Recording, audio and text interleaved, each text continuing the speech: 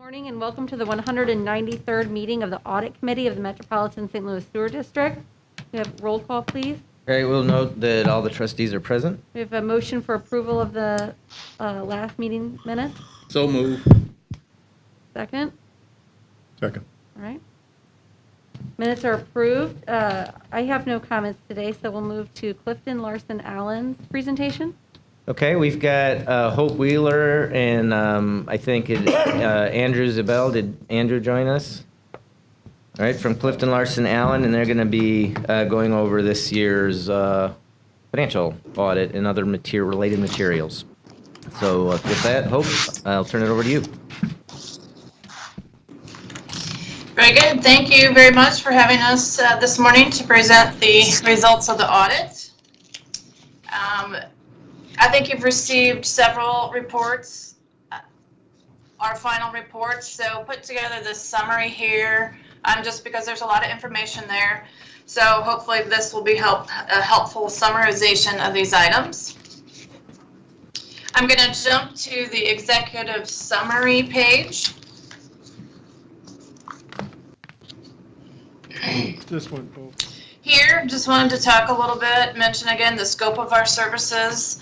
Our scope is primary scope is to issue an opinion on your CAFR, your Comprehensive Annual Financial Report for fiscal year ended June 30, 2020. In addition to that, because of your federal funding, we issue what's called the single audit reports, and those are reports over internal controls, over financial reporting, and on compliance requirements applicable to each major federal program that we test.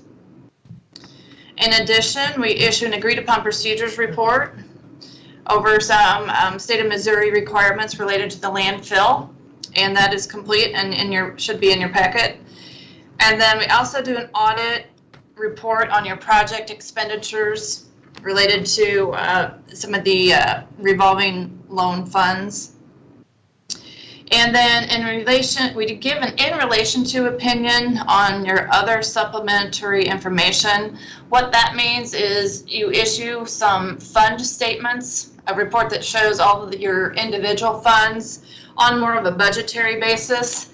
And we issue an opinion on that in relation to our opinion on the CAFR.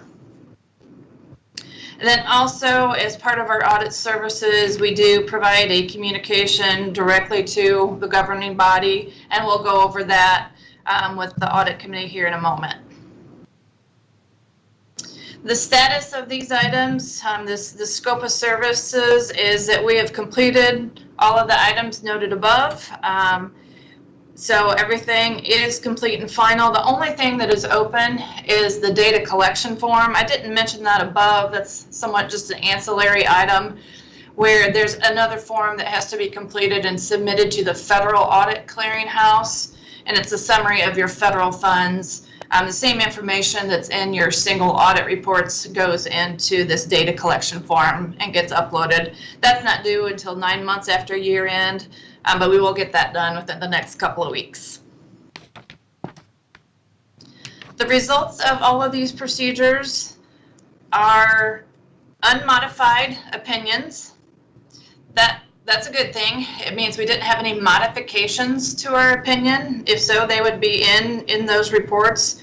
But these are unmodified opinions, so clean opinions.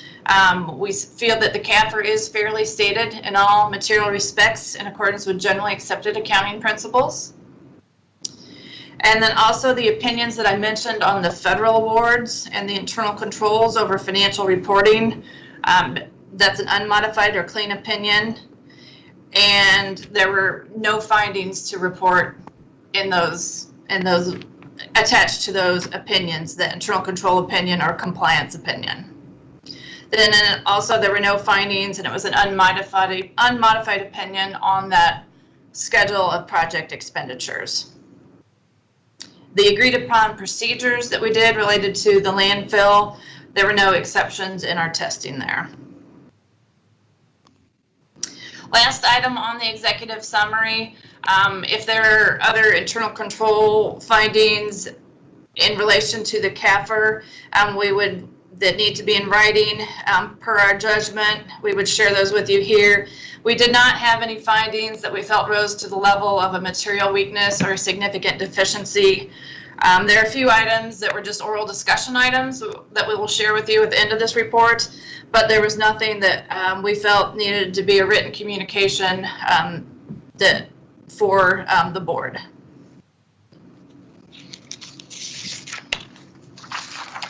To go over here, some of the required communications, we do work obviously directly with management and the finance group throughout the audit process.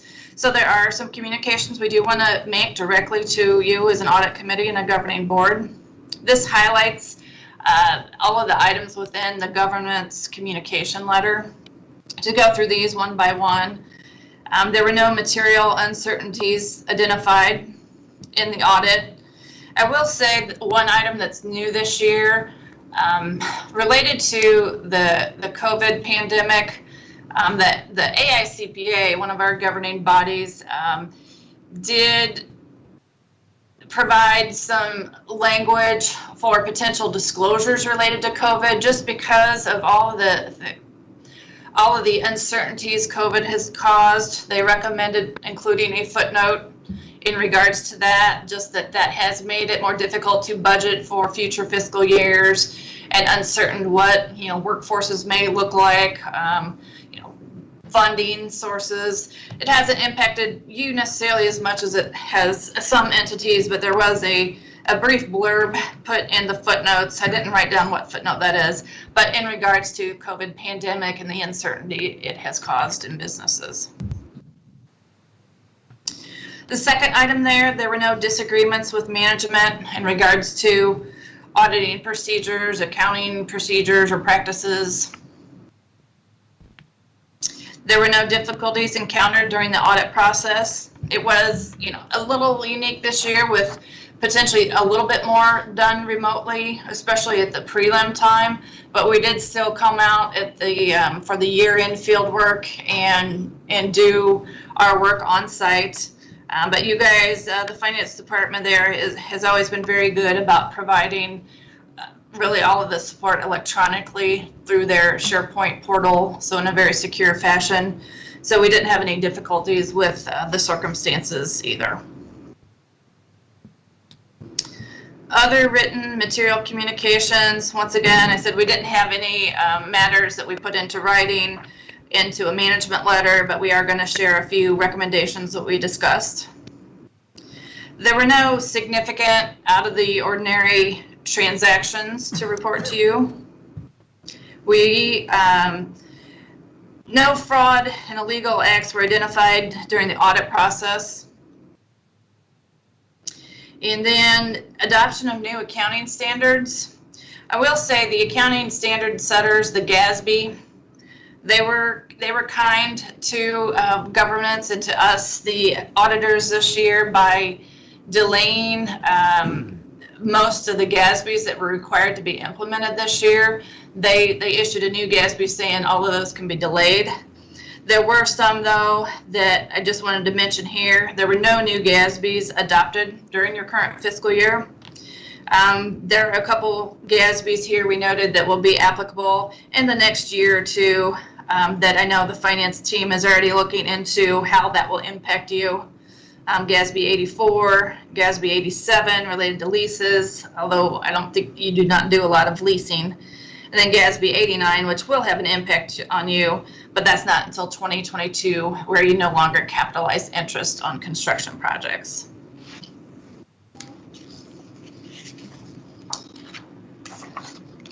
Then corrected and uncorrected misstatements. Here, if we had any adjusting entries as part of the audit process, we would mention these here, or we would actually attach them to the governance communication. And then if we had smaller adjustments that we found that we passed on because they were immaterial, we accumulate those to make sure they don't grow to a material amount, and we attach those to your governance letter also. But we didn't have any smaller adjustments found in the audit process that we had to accumulate. And then we didn't note any non-compliance with laws and regulations. If we did, that would be reported in one of the letters. And then here, just wanted to mention some value-added services, and I'm going to let Andrew is the manager on the engagement this year out of our St. Louis office there. Andrew, you want to jump in and talk about the value-added services? Yeah, absolutely. So we obviously do a lot of work with MSD's bond offerings and making sure all that goes smoothly. Oftentimes we'll issue reports, debt parity procedures, various other things. In addition to that, as an auditor, you do get very familiar with the reports and the data structure from MSD. I have a lot of experience in an industry role where I work with a tool called Power BI. And if I were to explain Power BI to a non-accountant, I would say that Power BI is a great, inexpensive tool, and I would equate it to Excel on steroids. And it's really great for automating your processes. It's also good for when you have a lot of different sets of data and information, and you're going through the same repetitive tasks on the monthly, quarterly, annual basis. MSD has a lot of information, a lot of data. It's a large organization. So what I'm doing is I'm working with Jean, Jessica Berry, various other members of management to teach them how Power BI works. And then I'm going to help them, just teach them how they could roll it out for their current existing processes. I do think Power BI could be of significant value to ensure that they're aware of the tool, and I take the time to teach and train them. Thank you. And once again, the CAFR document that you have, it's a large document. There's a lot of information in it. So just touching on some highlights here, very high level numbers here. In regards to the statement of net position for your fiscal year 2020, once again, you're on the accrual basis of accounting as a business type or enterprise fund. Your total assets and deferred outflows at the end of the fiscal year was $4.7 billion. Your net capital assets is $3.8 billion of that figure. Then your total liabilities and deferred inflows is $1.8 billion. The difference between your assets and those liabilities is your net position, and somewhat your equity. That is $2.8 billion at June 30, 2020. There's a breakdown of that net position into different categories. $2.3 billion of that is restricted, tied up in your capital assets. Hope, net of I'm sorry, certain this is related Marion. items. If I can interrupt for just a moment. She's on page 16 and 17 of the CAFR document. Thank you. Thank you. But it's also on the. It's also in the presentation. Sorry about that. Okay, then there's $489 million of unrestricted net position within that net position figure. Then probably page 17, Marion, or is it 17 or 18? I don't have that in front of me. Is your statement of revenues, expenses, and changes in net position? This is page 18. Okay, page 18, thank you. Of the CAFR. There, that shows your net increase for the year, your net increase in net position, or your revenues in excess of your expenses was $150 million for this fiscal year. The prior year increase in net position was $129 million. The next statement in the CAFR, I'm assuming page 19, is the statement of cash flows. That's a more complicated statement, but it shows all your cash inflows and outflows during the year in different categories that are required by the accounting standards. The net totals there at the bottom of that shows you did have an increase in cash for the current fiscal year of $40 million from prior fiscal year end to current fiscal year end. Then the majority of the CAFR is made up of footnotes. These are required disclosures that are part of the GASB standards. Just to highlight a few of those, note 4, capital assets obviously is very significant to MSD. So note 4 discloses your capital assets, gives you details of those for both fiscal years. It shows the accumulated depreciation that has been calculated on those over the years. And the total additions I wanted to point out, very, construction heavy, of course, $299 million of net current year additions to capital assets. Note 6 is your long-term liabilities. So that shows your outstanding debt issuances, once again for both fiscal years, and it shows the activity from the prior fiscal year end to the current fiscal year end. For fiscal year 20, just wanted to point out there were $374 million in total issuances of new debt for the year. And then retirements, refunded debt was $326 million for the fiscal year. There's a reference to other long-term liabilities in that note, but then note 7 is the detail of your net pension liability. That new standard was implemented several years ago now. That's a significant estimate based on actuarial studies, but your net pension liability estimate at the end of June 30, 2020 is $58 million. And then OPEB that was implemented just a couple of years ago, your other post-employment benefits liability, that's an actuarial study estimate also, that was estimated at $23 million at the end of June 30, 2020.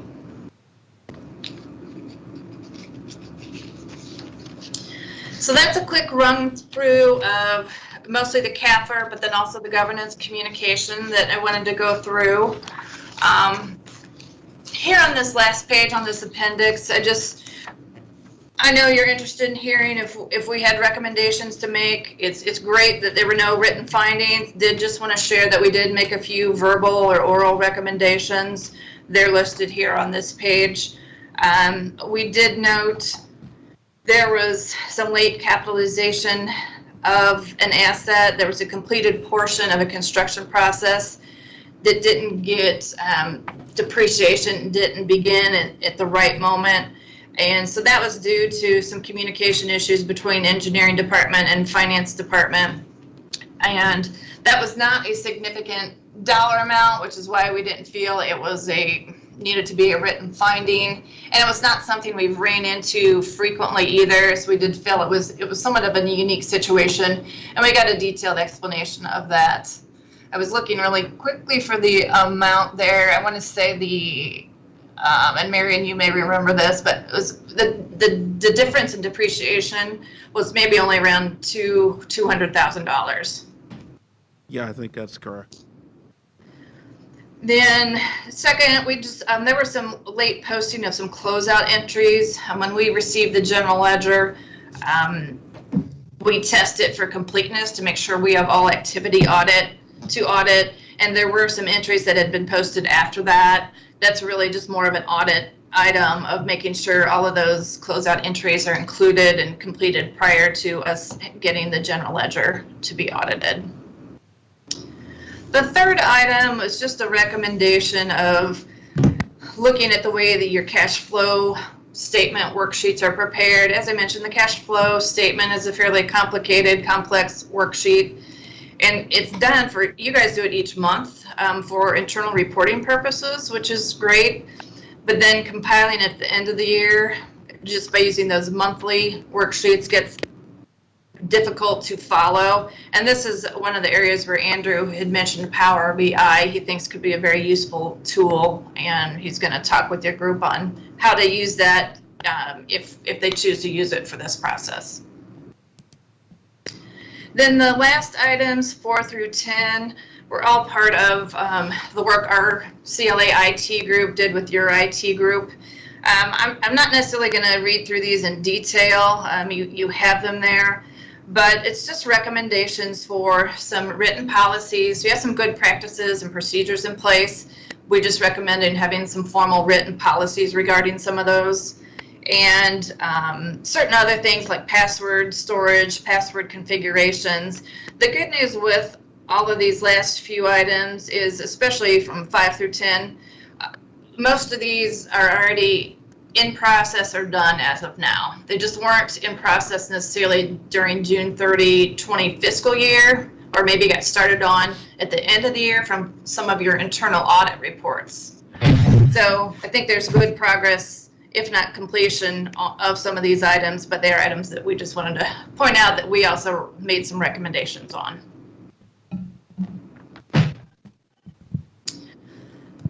That is all I had to report on. Does anyone have any questions for us?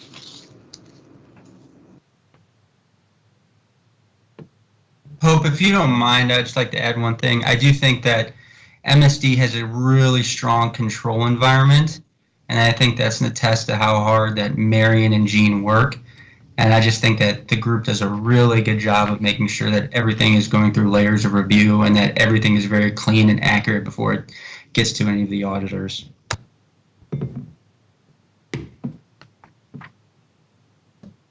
Okay. Thank you. We'll next move to internal audit. All right, that'll be Todd here's got a couple of things to That's present. me. Yeah, you're stuck with just me today. So we're going Thank to go you. over the, Thank you, Hope and Andrew. Sorry. that's all right. Yeah, so if you go ahead and grab this presentation here, we had a report on, it was a review of the capacity management operations and maintenance program for the wastewater collection system, also known as CMOM. If you open to page 1, we have reviewed this area prior to this. We looked at it in FY13, FY16, and the current review in FY20. So this is the third time we've gone through this program. It is a program that is a requirement of the consent decree. There's a 9-page section of the consent decree. You can see the page numbers listed there if you're interested in seeing it, that governs this area.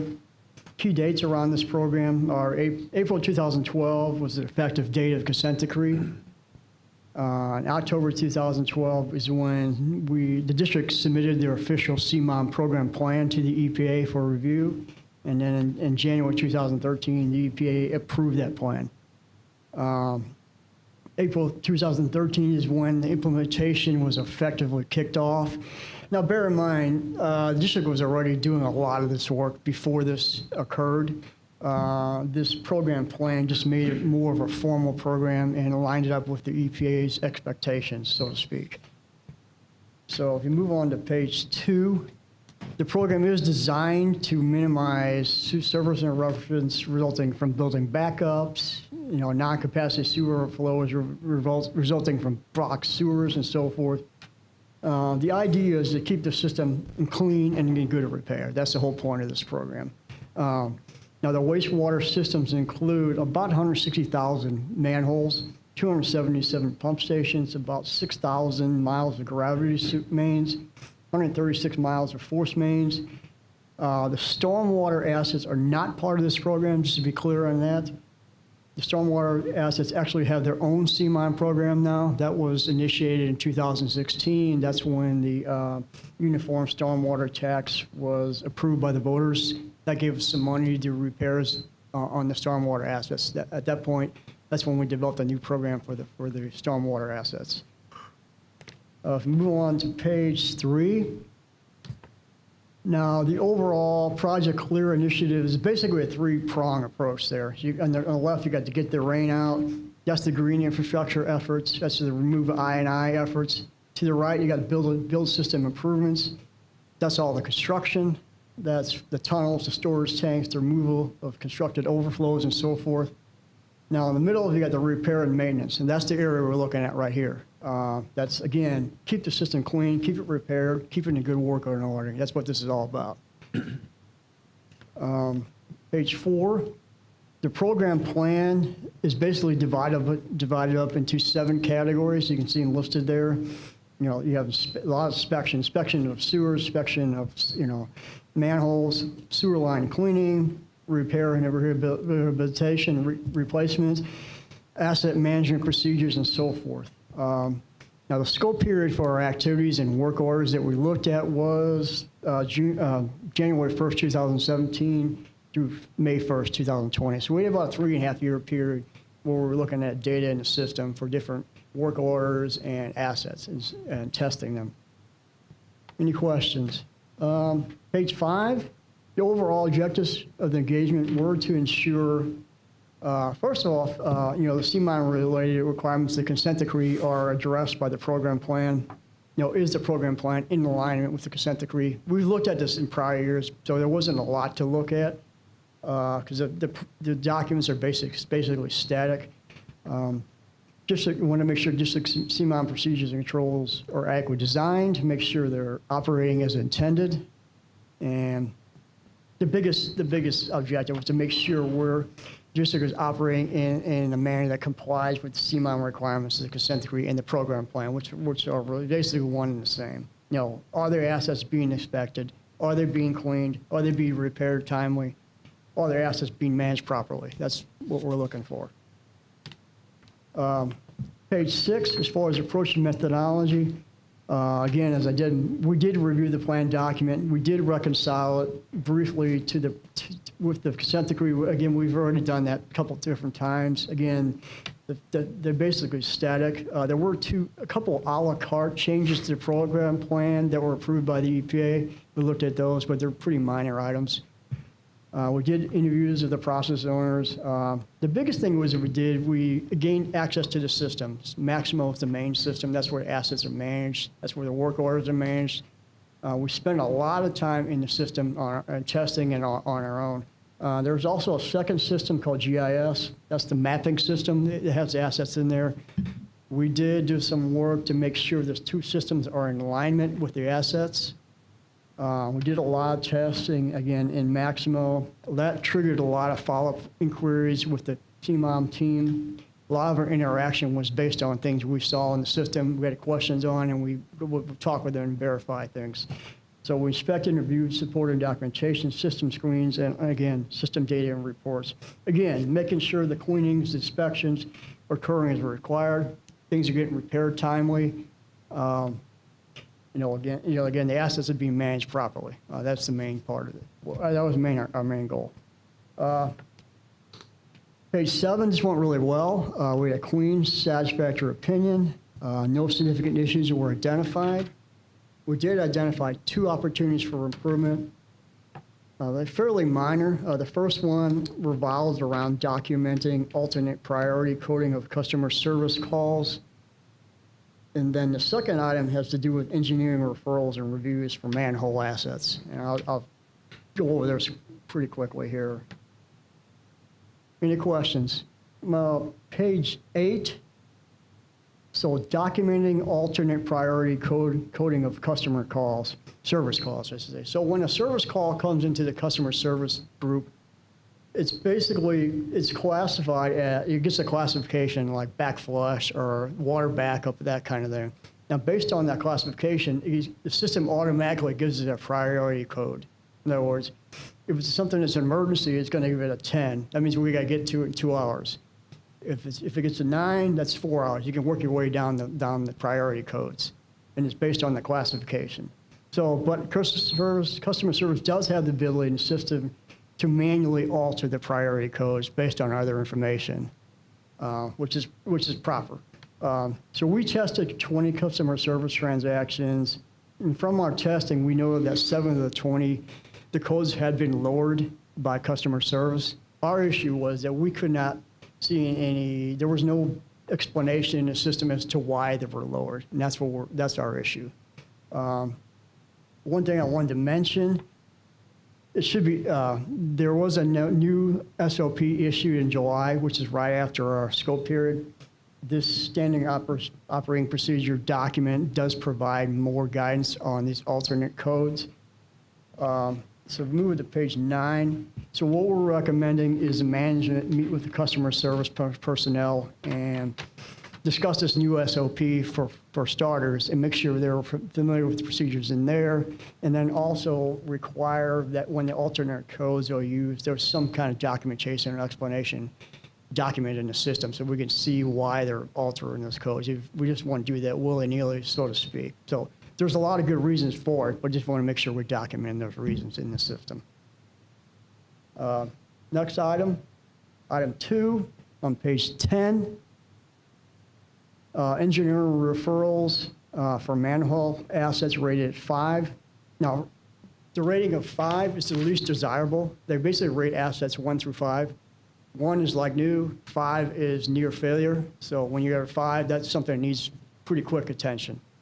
So the idea with the manhole assets that are rated 5, they're supposed to get an engineering review of the program, of the work program, the plan for the repairs prior to the work being performed.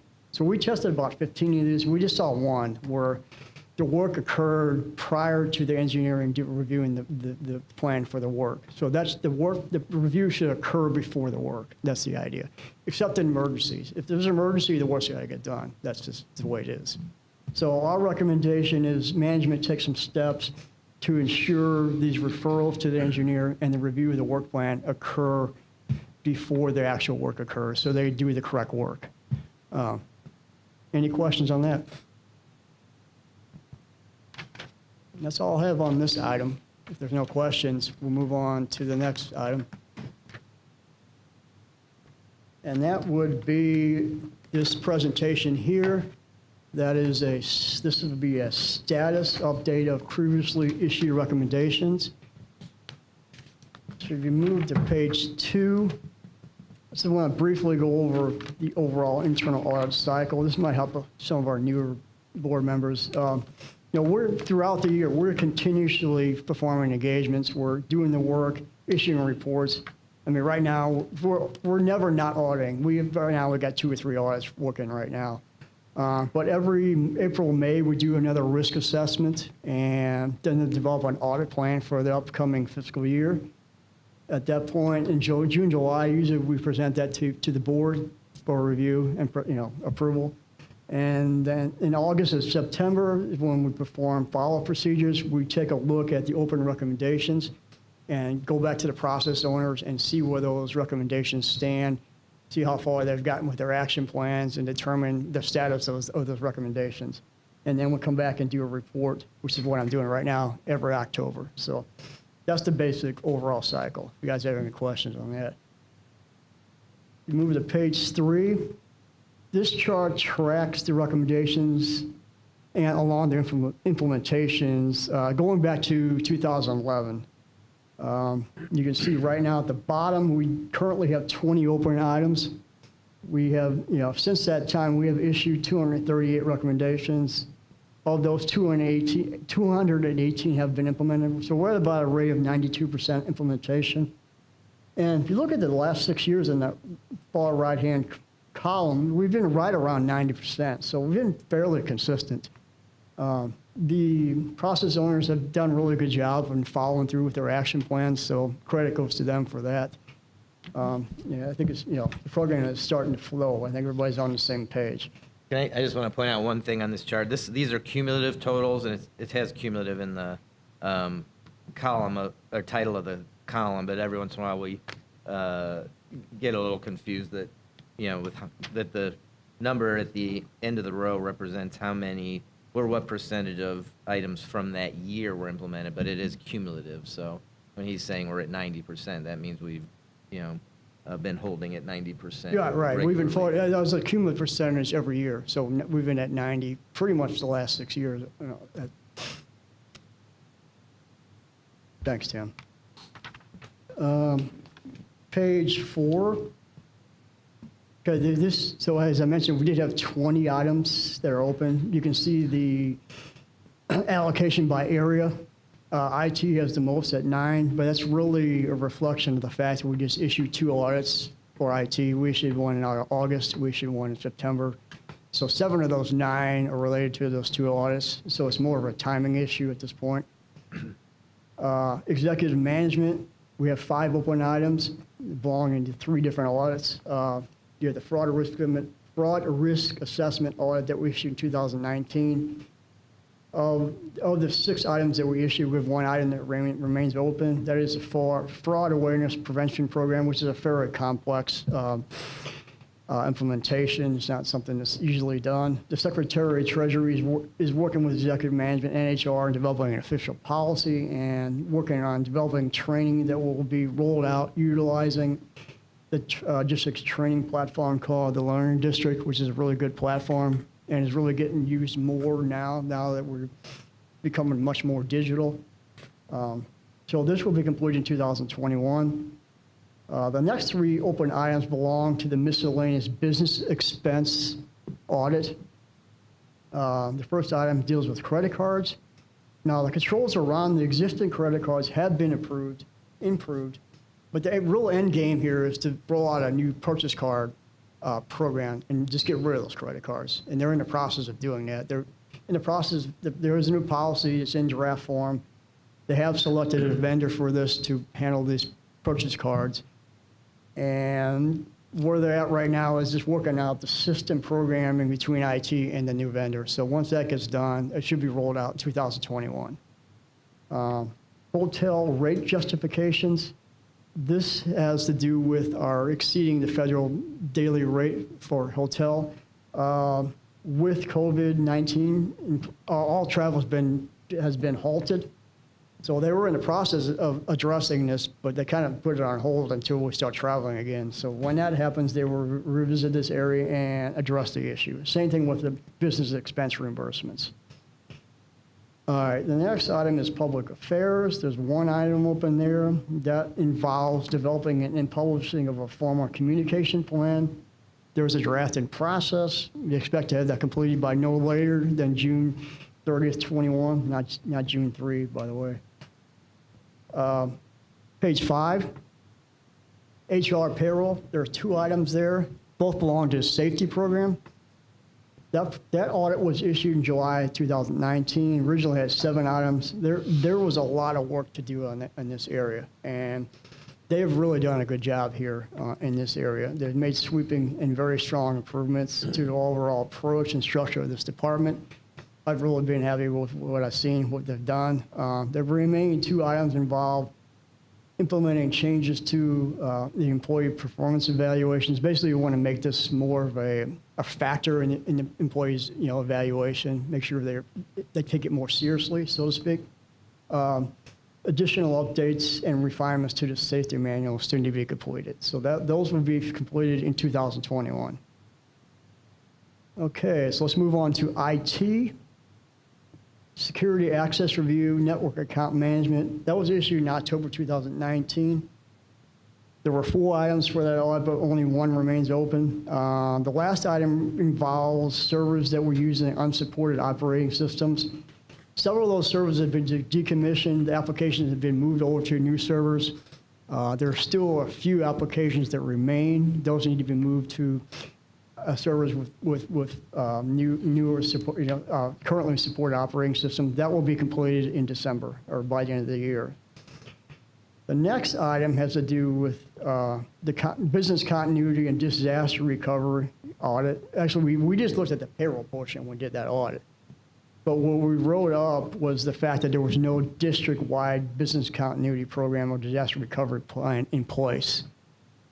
So IT has formally kicked that off in FY19. There is an intergovernmental agreement with Regis that was approved by the board in June of 2020. They're building out a DR recovery site, and that should be completed by the end of the year. And the idea here is, once that's done, IT is going to do some testing around this area, and then we're going to come back around probably late spring, early summer. We're going to do our own audit and test this area again and see if it's working. All right, and then the next item is application and database account management. That was issued just recently. That was August 2020. Of the 4 items, there's only 1 item still open, and that revolves around established logging procedures. That should be completed by the end of the year. All right, the last item for IT is the network vulnerability and penetration audit. That was the audit we just issued in September. So there were 9 items there. 6 are open at this point. So they've already taken care of 3 of the items. They took care of the 3 higher risk items at this point. And they're moving pretty quickly. So the expected completion dates for the remaining items are through January 2021. One thing I did want to mention for you, Mr. Singer, you had asked about us doing a phishing engagement, and IT group is going to be start to using a software you can see down in the corner down called Know Before. That's a software that's going to help them monitor phishing activity, and also they can do testing with it. They're rolling that out right now, and the plan is to let them use it for a little while, and then we're going to come back around probably in springtime again, late spring, and do our own audit in that area. We'll assess their procedures, see how it's working, and then we'll also do our own testing around the area of phishing. Any questions on that? Page 6. Yeah, I did have a question. You know, I just reading the newspaper or in the media about all this attempted hacking of infrastructure. Is there anybody that's monitoring attempts to hack our system, or is it just not? Are we sort of under the radar screen, or you know when you read what's going on, it's like you think there's Russians and Chinese and Iranians constantly trying to break into systems like MSD. We do have monitoring efforts, and I think I'll let somebody from the IT department can probably explain what we're doing better. Jenny? Sure. Good morning, trustees.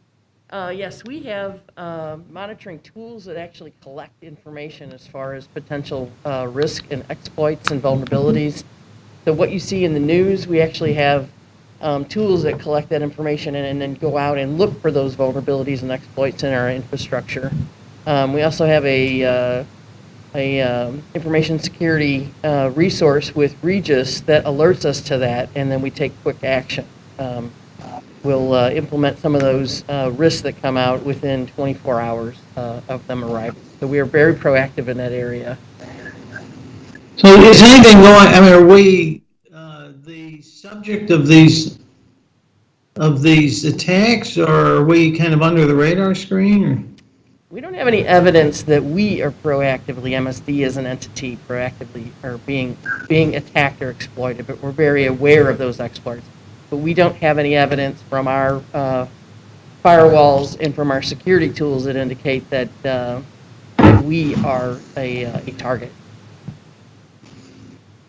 I think the assumption is always that we could be a target, and so we put measures in place to protect against that. Right. Thank you. I have a question, if you don't mind, and you may not have the answer right here, but it Sure. might be something you'd want to present to us later. And that is there any, do you have any statistics, any analytic? I know you have the analytics, but do you have any statistics that relate to attempts, probes, that sort of thing? You know, you classify these attempts at various categories, I think, where they were actually trying to get in the system, or were they just looking for vulnerabilities? And do you have any of the statistics that would relate to that, and maybe you could present them to us? Absolutely, yes. So we do. We have an extensive set that we analyze each That may month. stop some of the questions I might have or Jim might have. Sure. That, Yeah, give you a measure of how effective our tools are. Right. We analyze them, but absolutely we present some of that information in a format that kind of give you some confidence in the work that we're doing. Okay. Thank you. Jenny, John, you guys, we'll make sure that's at the next committee meeting.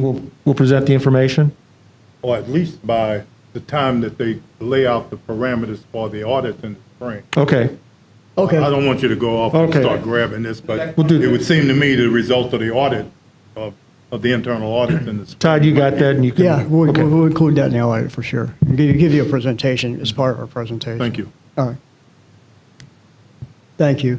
So we are on page 6, the last page. So operations has 2 items that are still open, and both belong to the audit of the review of plant pump station systems or cybersecurity audit. We did it on that area. We issued that audit in April 2019.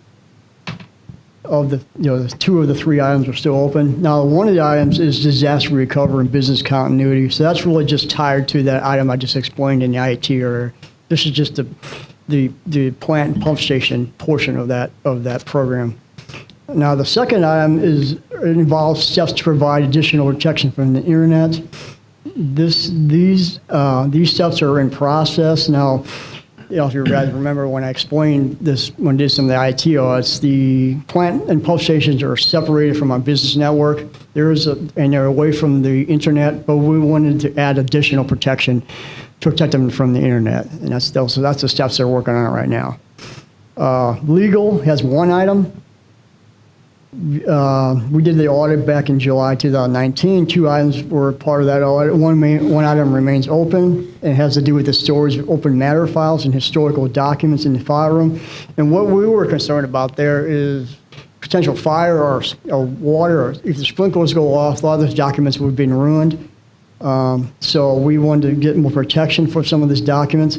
So several solid steps have been taken. They've digitized a lot of the documents. I think that's where we're heading with most everything. Everything's going to be digital at some point. And that's where we're heading with, I think, most of our areas. They have utilized protective containers. They've increased the use of off-site storage. And what's left to do, there are some historical documents that are fairly difficult to pull apart and digitize, and that's what they're working on right now. And that will be completed in 2021. Treasury has one item still open that has to do with the bond post-issuance compliance audit. And the area that's still open is a formal review and updates to the district's debt policies. That review is in process. It involves district staff, bond counsel, and the district's financial advisor. So I think everybody's kind of taking a peek at those policies and looking for ways to tighten them up and improve them. Once they do that, they were finalized and documented and published in 2021. So, any questions?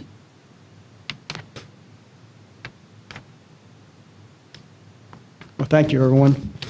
Thank you. Okay, the next meeting is tentatively scheduled for December 1st, 2020. We have a motion to adjourn. So move. Second. All right, concludes the meeting. You move your documents up, we get the program management stuff to you, and be ready to go here in just a minute.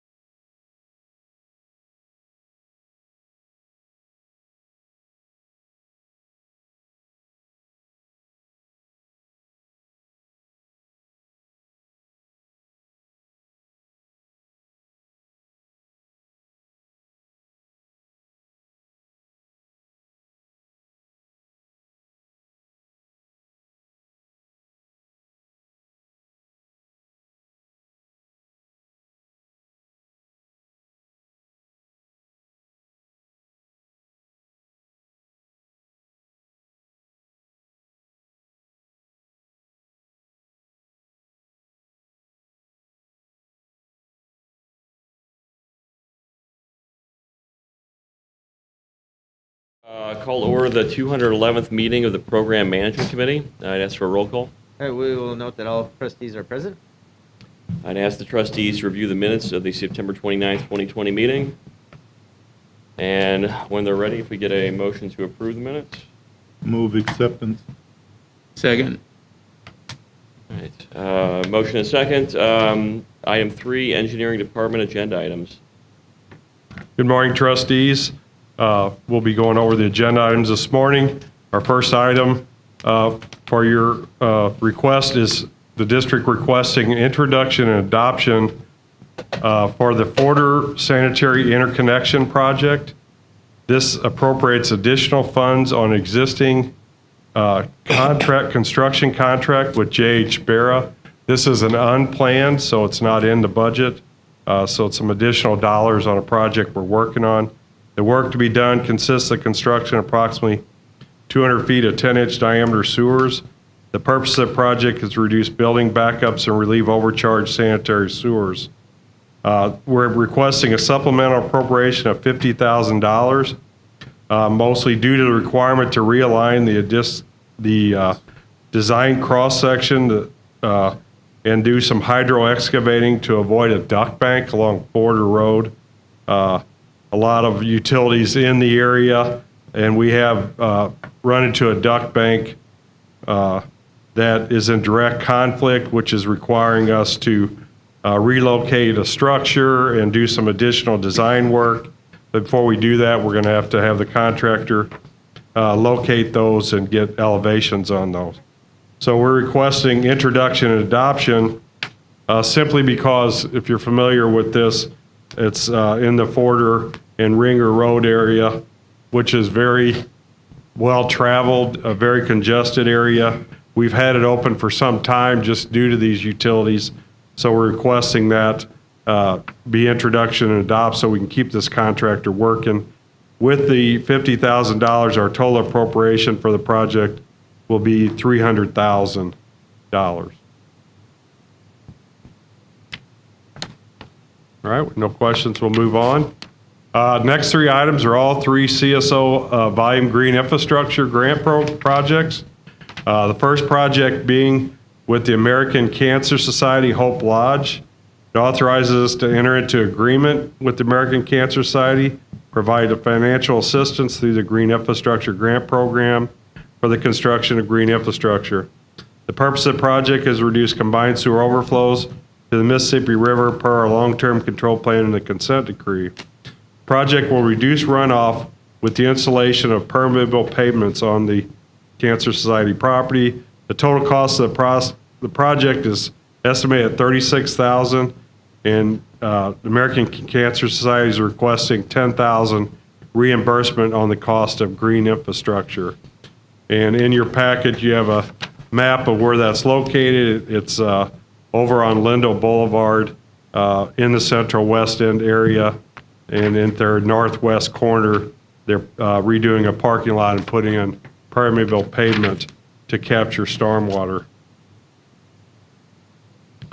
The next item is CSO volume reduction green infrastructure at Andy Seasoning.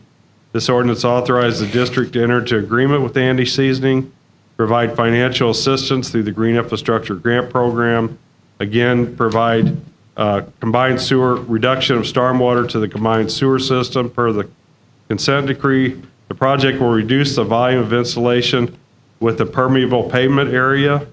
Total cost is estimated at $20,000, and they are requesting $18,000 reimbursement for the cost of the green infrastructure.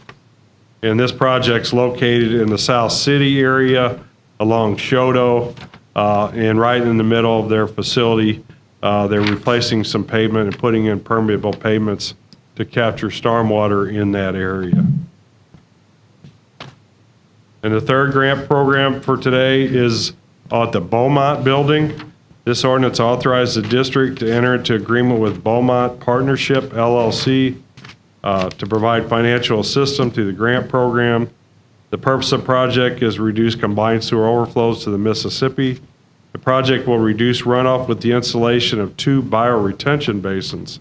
The total cost of the project is estimated at $110,000, and Beaumont Partnership is requesting approximately $95,400 reimbursement on the cost of the green infrastructure. Looking at the map, this project's just north here of our district, right up here on Locust Street, just a little bit west of Jefferson.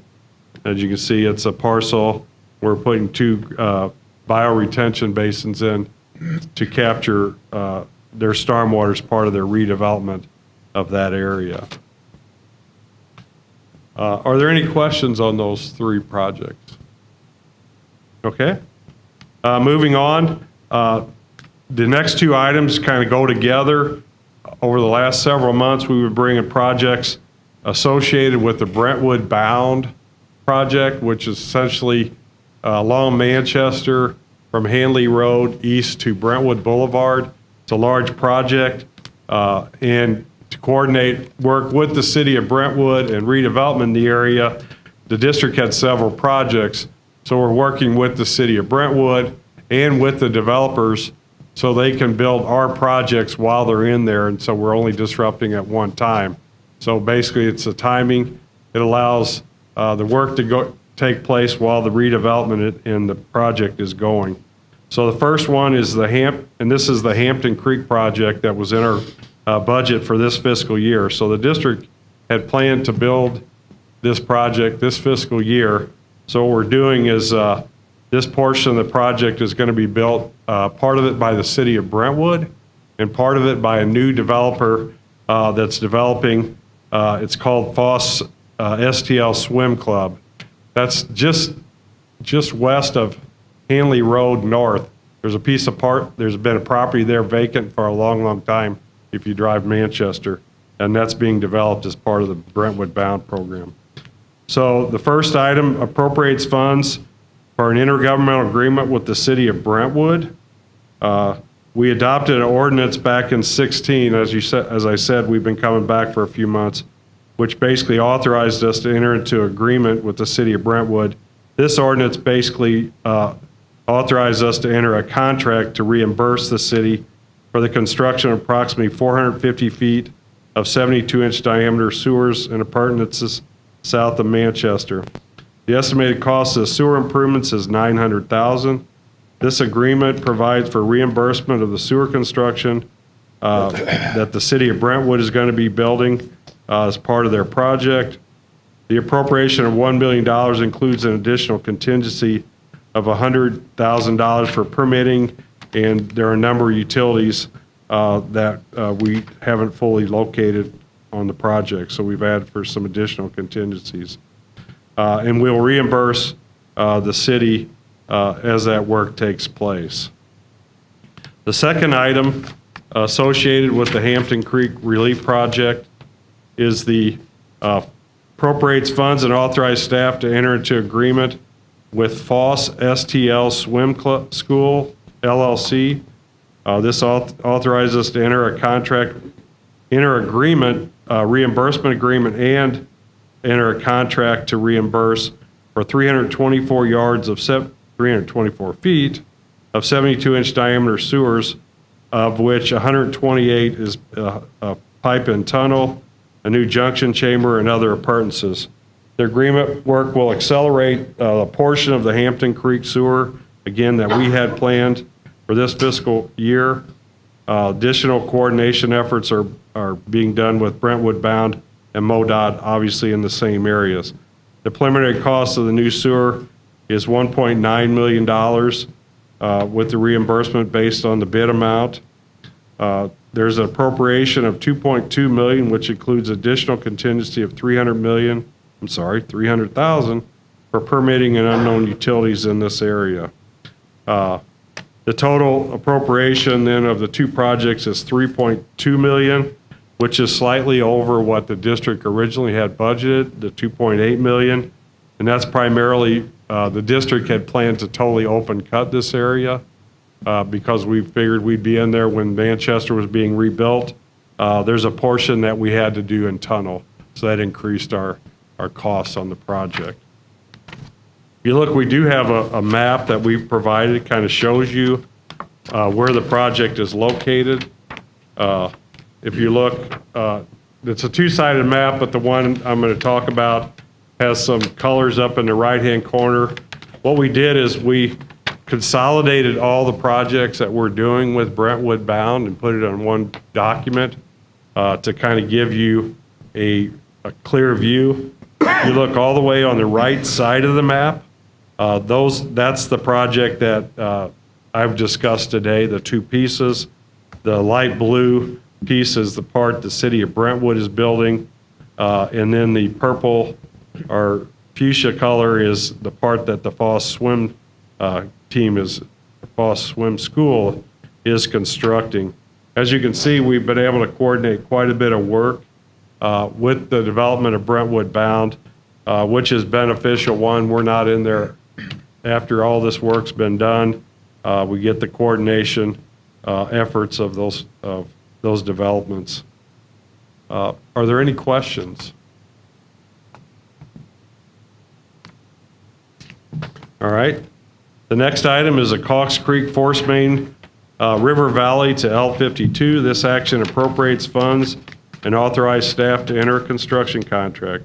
The work consists of the construction of approximately 8,130 lineal feet of 36-inch diameter force main, approximately 1,000 feet of gravity sewers 10 to 36-inch diameter, and appurtenances and restoration. The purpose of this project is to replace the existing undersigned and aging force main in the Missouri River Valley along Cox Creek. If you recall, this is the last phase of a bunch of phases. We've been replacing this force main for several years. Had a lot of issues with groundwater, a lot of flooding in the Missouri River over the last 5 years. This is the last piece to the puzzle. I know our operations department will be happy when we get this force main completed. The district received 4 bids on this particular project. The low bids was from Bates Utility Company Incorporated. Our bid was below our design estimate, and our appropriation of $15.7 million is below the 2-year plan budget for the project, which was $30 million. The reason for the large difference there was originally we had planned this to be dual force mains going through the area, so basically our costs were cut in half, only going just with one larger force main versus 2. So we've saved some money on that project. Originally for this fiscal year, we had $15 million planned, but since our bid was so good, we went ahead and we're appropriating the full $15.7 million this fiscal year. Our low bid from Bates Utilities, they're committed to just slightly over 17% minority participation on the project, which meets our 17% goal on the project with the firms listed. Are there any questions? Okay. The next item is the Giverville Combined Sewer Improvements Projects. It appropriates funds and authorizes staff to enter a construction contract. The work to be done consists of the construction of point repairs and Ys for sewer laterals and a retaining wall necessary to adjust 3 manholes to grade. The purpose of this project is to alleviate chronic root intrusion and inflow causing building backups. The district received 2 bids on this project. The low bid was from Gershenson Construction Company. The bid was above our design estimate, but our appropriation of $1.45 million is below the original budget for the project of $2.2 million. Gershenson is committed to just over 17% MBE participation with the 2 firms listed. Are there any questions? I have a question. Isn't Yep. that the contractor that we were involved in litigation with? We were, that litigation ended last year. They were required as a part of the settlement to complete a project before they were allowed to competitively bid. They completed one project that was completed earlier this spring. So this is the first project that they've gotten since then. The other condition was we did put some personnel conditions on Gershenson, and we're making sure that those are followed on all our future projects. Personnel restrictions. So we feel comfortable working with them again? Yes.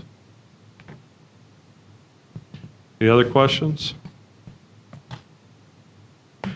Next item is the Willow Hill Storm Sewer Project that's in the city of Ladue. This ordinance authorized the district to enter into an intergovernmental agreement with the city of Ladue under contract 21986. The city of Ladue is having drainage improvements designed and constructed to address structure, street, and yard flooding along Willow Hill Road, Lauren Woods Drive, and Lorenzo Lane.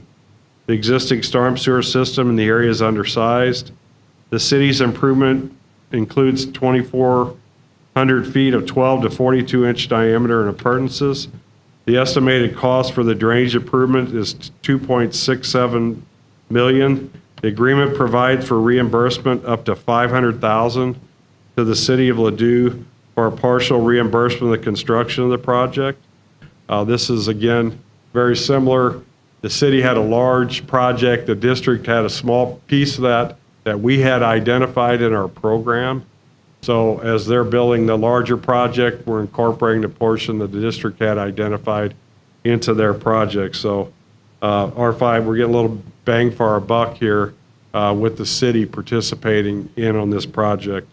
And so we're set up to do that with municipalities that like to do more stormwater work. If we have something identified, and of course it has to align with our priorities, then we will reimburse them for that project. All right. The next item is the Gentle Court channel improvements. This action appropriates funds and authorizes staff to enter a construction contract. The work to be done consists of the construction of approximately 44 feet of 24-inch diameter sewers, approximately 97 feet of stone wall, and approximately 200 feet of channel stabilization. The purpose of the project is to alleviate stormwater erosion at 35 and 39 Gentle Court in unincorporated St. Louis County. The district received 2 bids on this project. The low bid was from 2 Alpha Contracting. The bid was below our design estimate, and our appropriation of $225,000 is above the budget due to we had expanded the scope during the design to make sure we got all the work done that was necessary. We added some rock lining and increased added some control structures, and then we also added 48 feet of 24-inch pipe during the design of the project, and that's why we went over budget. So our appropriation for the project is $225,000. 2 Alpha is committed to 17.26 minority participation, which meets our 17% goal for the project.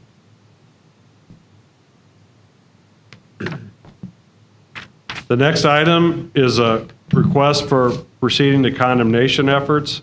The project is Union Road 100 block storm improvements. This ordinance authorizes the staff to proceed with further condemnation efforts, including the filing of all necessary court pleadings or documents leading to the acquisition of a permanent easement, temporary construction easement on one parcel of ground located in St. Louis County. The easements and temporary construction easements are needed to construct this project, which consists of the construction of approximately 1,500 lineal feet of 12 to 18-inch storm sewer. The purpose of the project is alleviate yard flooding and road ponding in this area of Union Road. Again, this is in the area of Union and Weber in South St. Louis County. The project, fairly large project, required 12 easements. We've acquired 11 of those so far. The one remaining parcel, you've got a drawing that shows it. It's actually, unfortunately, it's on the downstream end where the sewers that we're building will tie into, and it's actually with an existing church that changed hands recently, and the church that bought it are located up in New York, so we've had a very difficult time getting them to respond to us for this easement. So we felt like going to condemnation may get their attention. We don't really anticipate there's going to be a problem. We just can't get them to talk to us, and we're holding up this stormwater project for just that one parcel. As you can see, it pretty much skirts the outside of their property. It wouldn't be a big impact. We're not in their parking lots or anything like that, so.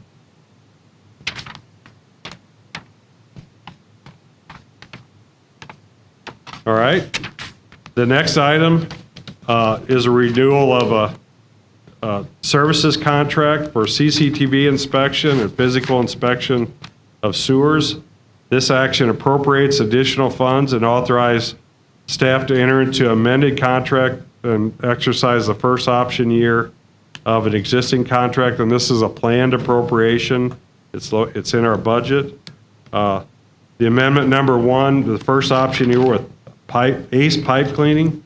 The purpose of the contract is to provide district staff with information regarding sewer condition by the use of closed circuit television, physical inspection, sonar inspection, and laser profiling. These inspections determine the conditions of our sewers and will perform the basis for our preventative maintenance activities on those sewers. As part of the contract, we do have sewer cleaning, particularly in our large diameter sewers. When we're inspecting those, they tend to have a lot of debris, so we require cleaning. That's part of the contract. And the total contract amount that we're appropriating is $2.5 million. And I believe there's one more year left on this contract. ACE pipe cleaning, most of the work is self-performed, but they have, and there's no goal, or there's no MBE goal for services contracts, but they are providing about 10% minority and women participation on the project.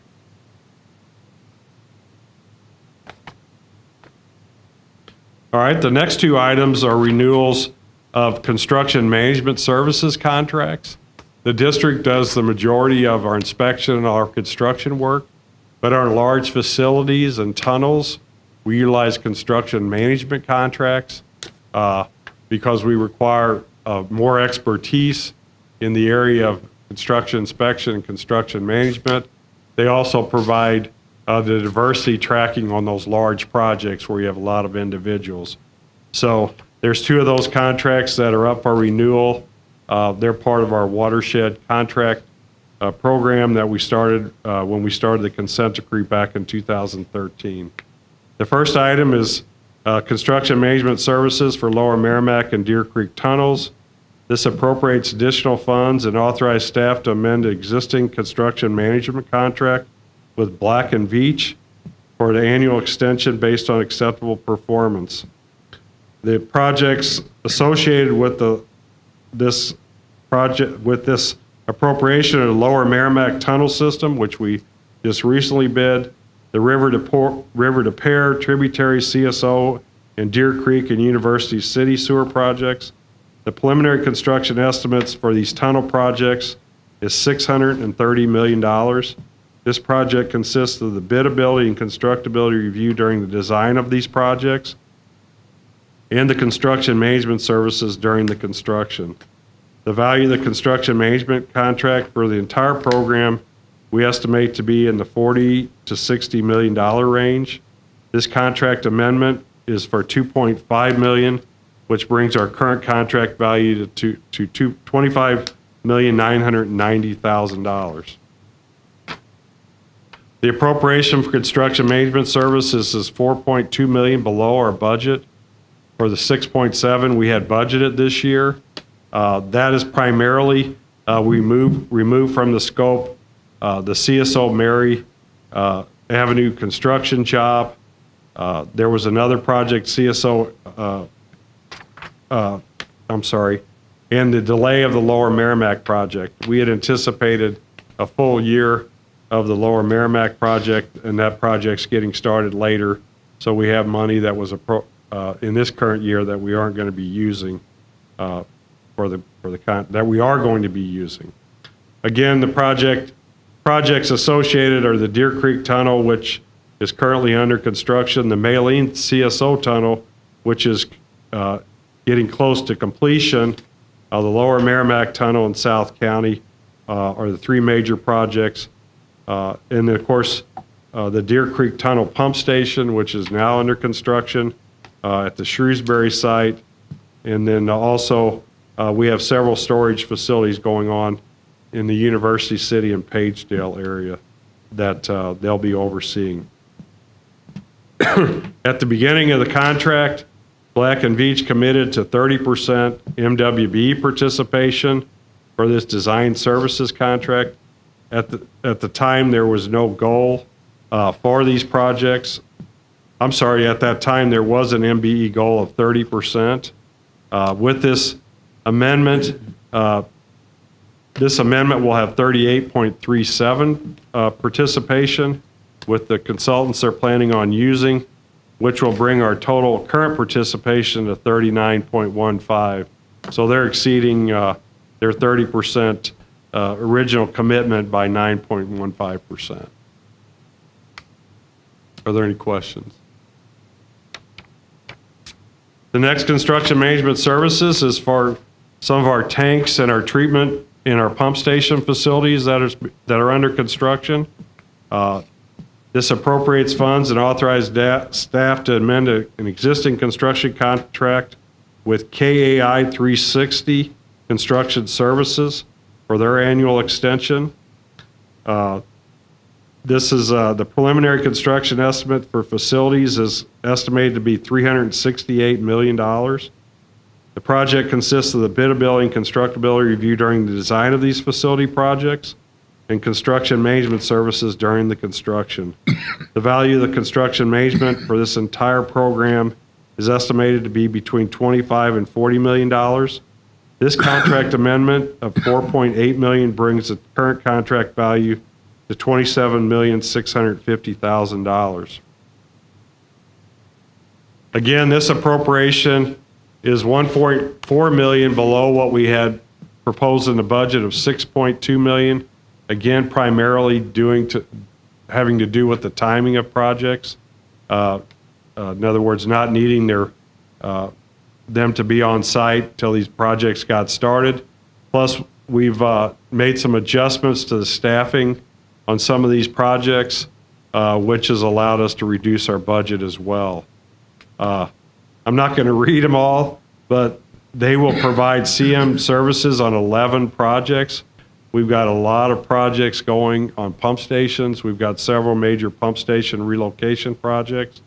We have 2 storage tanks in the Pagedale area that are being worked on, as well as a major project at our Bissell wastewater treatment plant on replacing the filter media. And again, as I said earlier, they do review on upcoming projects, constructability reviews, along with our staffs. And again, there are about 5 projects that they're doing that review. We're relocating Cox Creek Pump Station, and there are several projects in North City on Harlem Baiting where they're doing some constructability reviews as well. KAI, this project had a 30% goal for MWB participation. When we entered the contract, they had a commitment of 48% participation from MWBEs, and KAI 360 is a minority firm.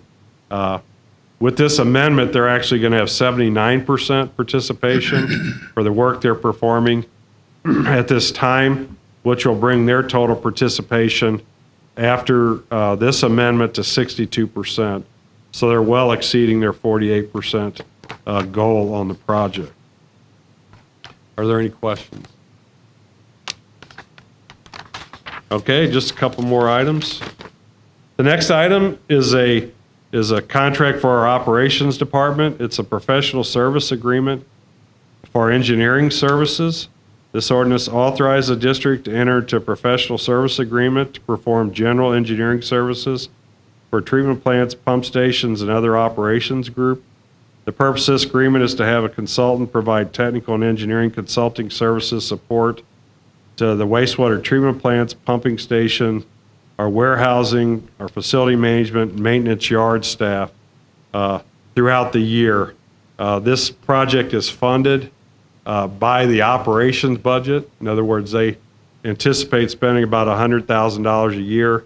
What this does is if our folks at our plants and our pump stations and our yard have the need for engineering services, that they need on a quick basis or just need a small report or somebody to do some analysis on some equipment, they can call this consultant and get that, that maybe I can't provide as quick based on the fact that we're producing the program and can't pull somebody away to give them some help. So we've had this contract for some time. It was actually rebid, or not rebid, but was put out for proposal this past year.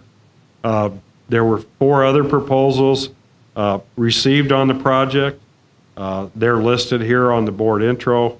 The selected firm is Crawford, Murphy, and Tilley Incorporated. They do work for the engineering department as well. They've worked with the operation department in the past, and they're well qualified to provide that expertise. They have a commitment of 25% MWB participation. Again, their scope isn't defined as of yet, so depending on the type of work, they would get that expertise from a subcontractor if necessary, with the 3 firms listed there. Again, this is the first year with 3 extensions based on performance, so it'll be a 4-year contract.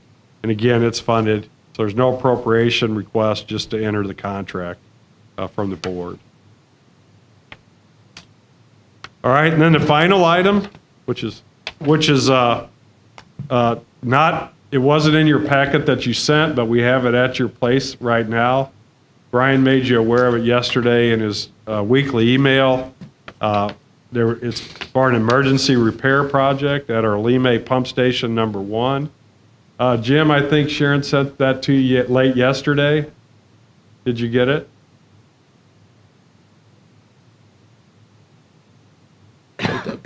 Mr. Singer, did you get that write-up late yesterday? You're on mute, I think. I did. Okay. I did get it. Thank you. All right. Has everybody located it? All right. Thank you.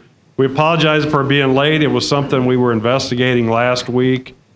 Briefed Brian about it till we could get some more information. It required us to investigate a large diameter wastewater sewer that flows to the pump station. It's actually 108-inch diameter old brick sewer. Obviously, you know, hundreds of years old. And we have a cave-in directly over the top of it that we've been monitoring. It hadn't come to the surface. We were aware of it, and now it's actually larger in diameter. And unfortunately, it is right directly underneath a large electric vault that actually provides all the electricity, not just for the main pump station, but for 9 other pump stations along the River de Pere. So it's highly critical. If we would lose that power, the district would definitely be in violation of our regulatory requirements for treating that sewage. So we felt it was emergency enough to declare an emergency. So what this action does, it appropriates funds and authorizes staff to enter an emergency contract. The district has an emergency contractor list for different types of work. The next one on the list for this particular type of work was Kci Construction Company.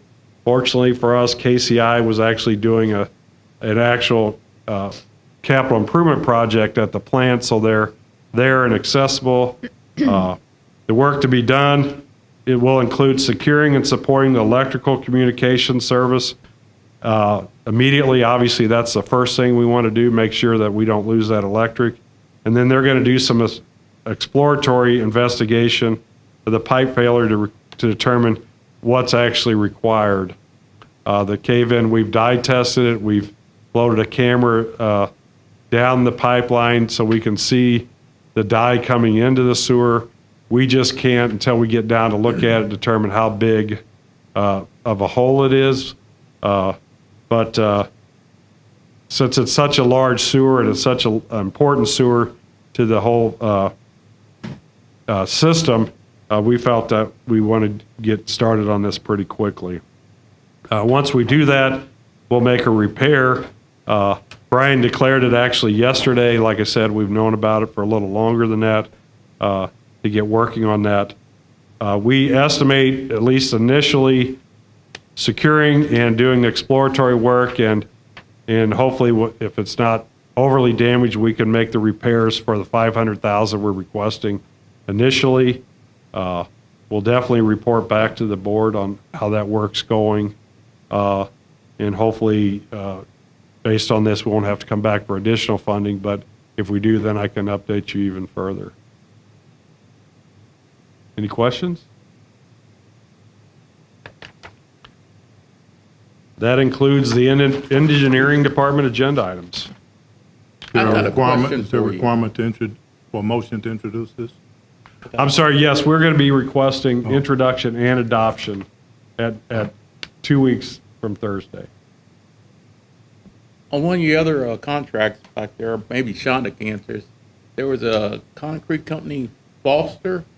Are they a new contracting cement company? I'm going to look, Shauna, to see.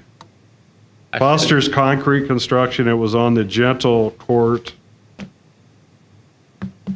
It's a small amount, small thing.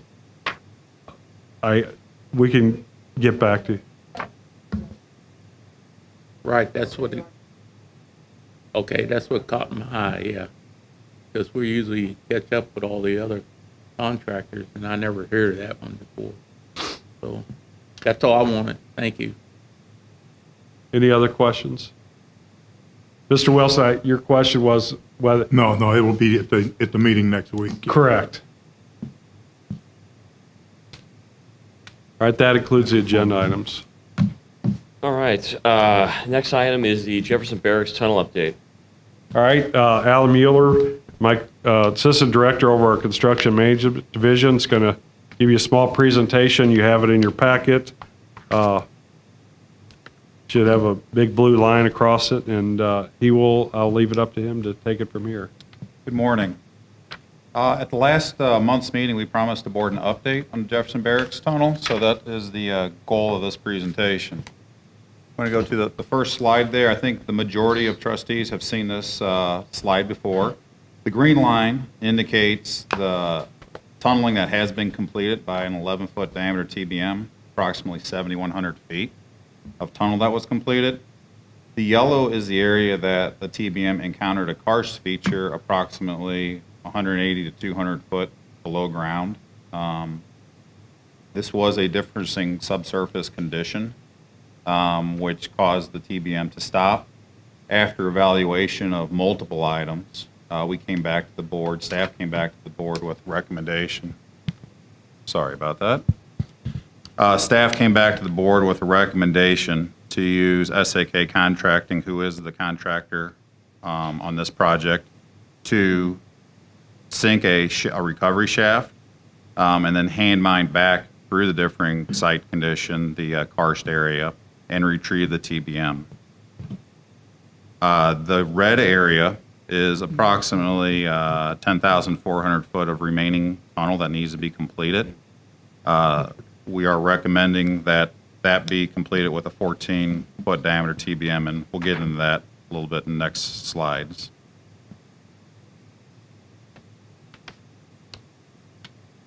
The next slide you're looking at is just a drawing, a sketch of the recovery shaft. Currently, the contractor has mobilized on site. They have excavated approximately 190 feet of a 200-foot diameter shaft. We've made, honestly, really good progress on this shaft. Somewhere in mid-November, it's anticipated that the excavation will turn and we will begin horizontal hand mining of the tunnel to excavate our way back through the karst feature and recover the 11-foot diameter TBM. And that's going to be approximately a little over 200-foot long tunnel. Next slide just shows the overall site. This is in Jefferson Barracks Park.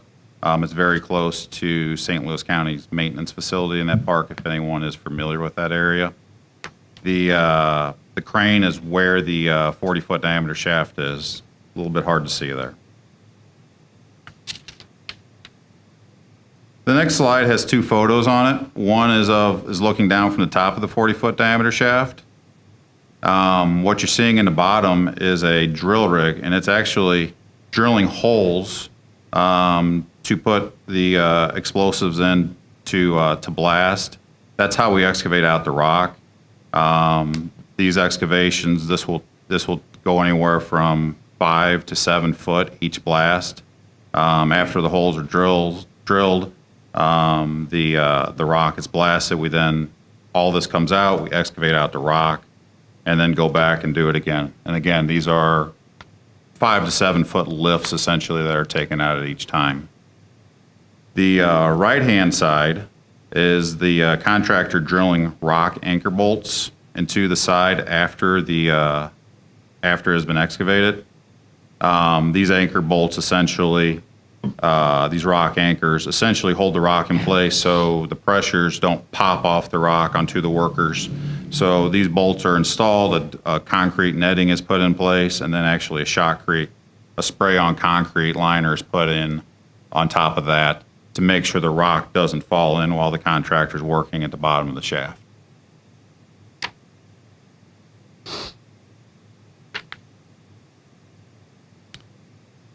Slide 6 is the next decision point.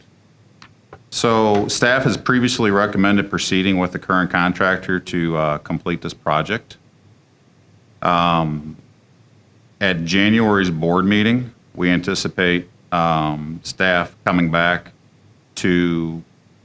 based off the contractor progress, we anticipate staff coming back to the trustees, to the board, for approval to move forward using SAK to move forward with the 14-foot diameter tunnel. And as you can see, some of the bullet points highlights the scope of the work, some of the highlights of the scope of the work that SAK, the contractor, will be performing, which includes bringing in a 14-foot diameter TBM capable of drilling, probing ahead, and capable of grouting from the tunnel alignment itself should another karst area be encountered.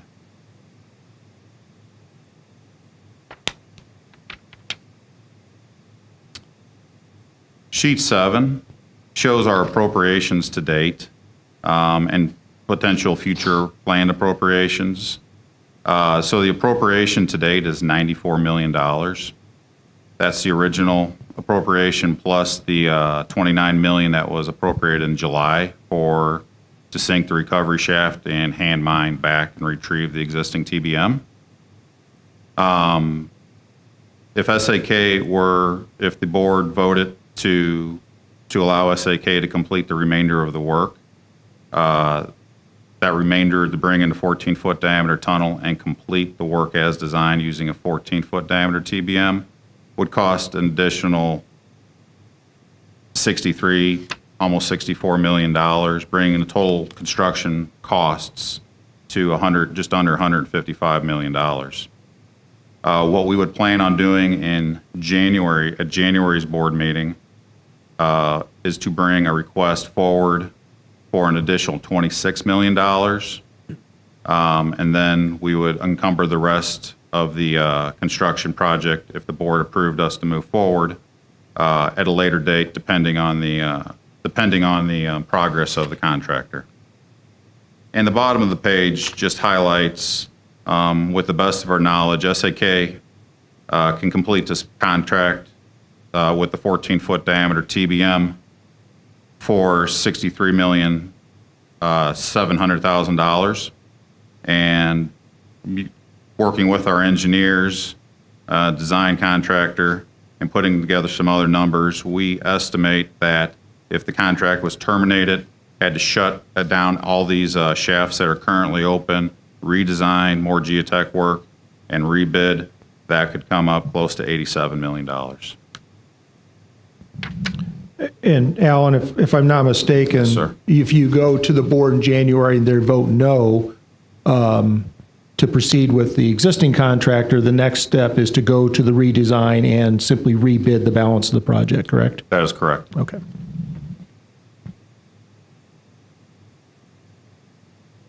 Are there any questions? This pretty much Yeah, I aligns had a with. question. I had a question. Well, on page 3, what is, it looks like they've estimated the width of the karst?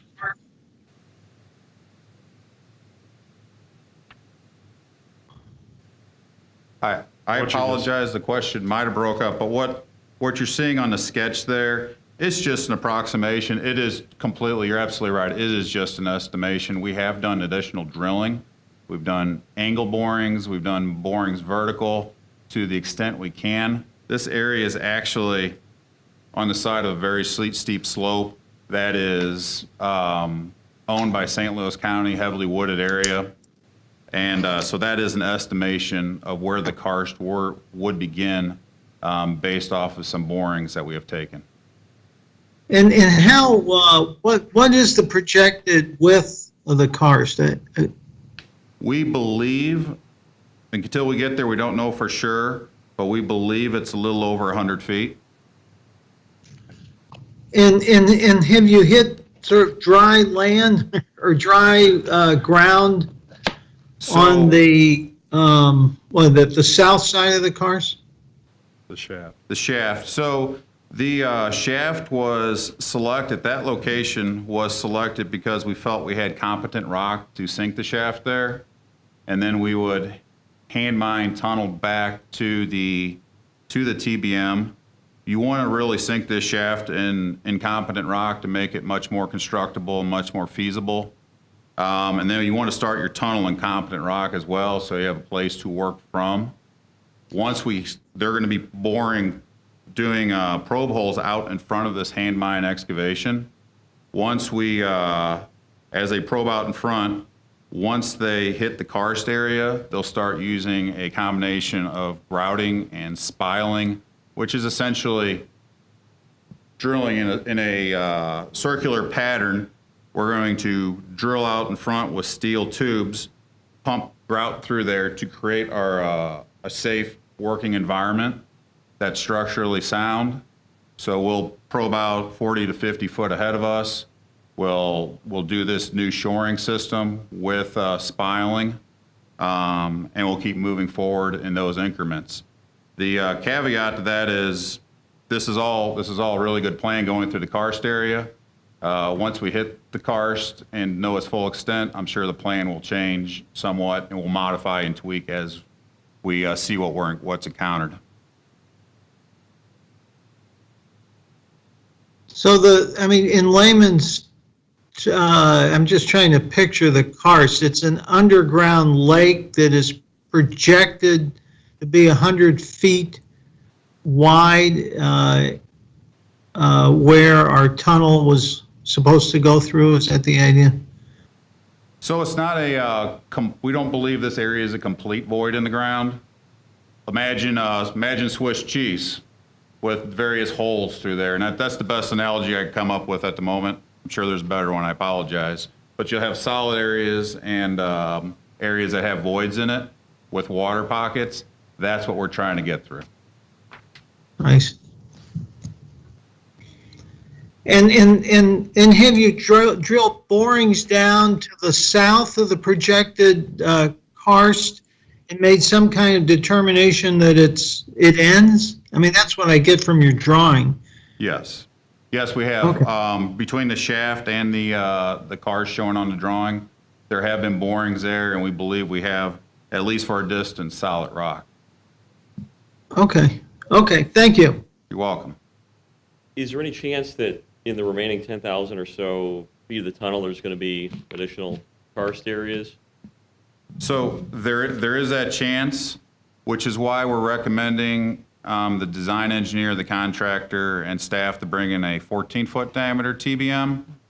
The difference between the 11-foot diameter and the 14-foot diameter, the 14-foot diameter is the next size and the smallest size, really, that allows us to probe from within the tunnel. So you can probe 50, 80 plus foot ahead of you to look for these karst features before you encounter them with the boring machine.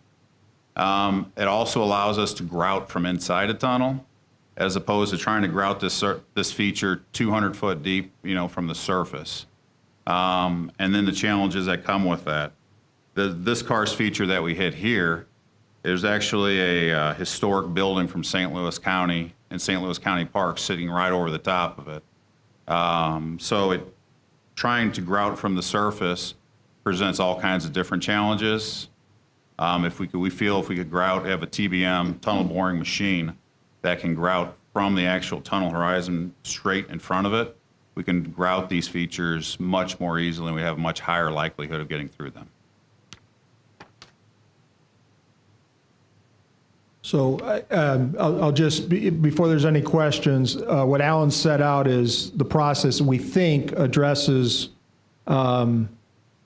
allows the board the options to consider the items that I believe were brought up over the last couple of months. So we will move forward. We'll have a definite price from SAK based on what we know to continue the project.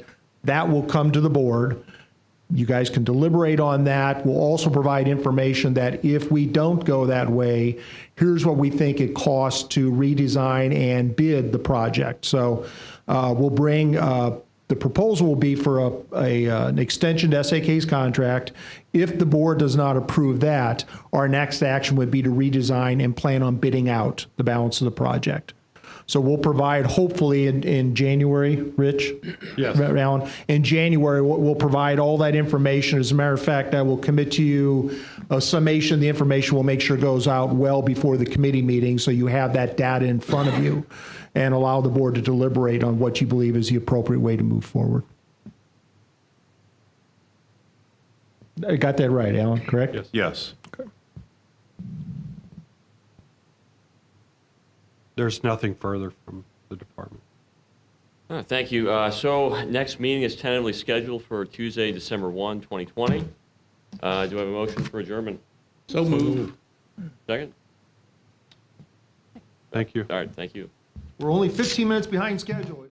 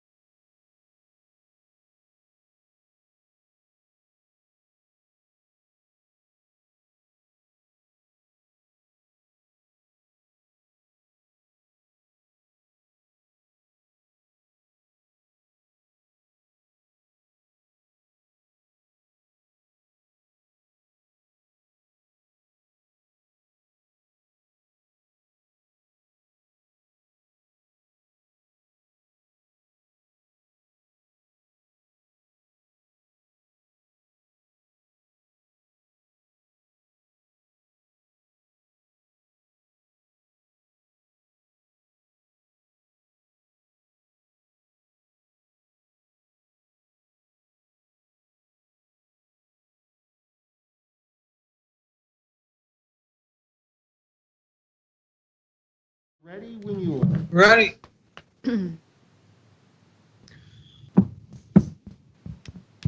Okay, welcome to the 260th meeting of the Finance Committee of Metropolitan St. Louis Sewer District. Roll call, please. Okay, we'll note that all trustees are present. Do we have a motion for approval of the minutes from September 29th, 2020? So move. Second. Minutes are approved. The next item on the agenda is Investment Manager Ordinance.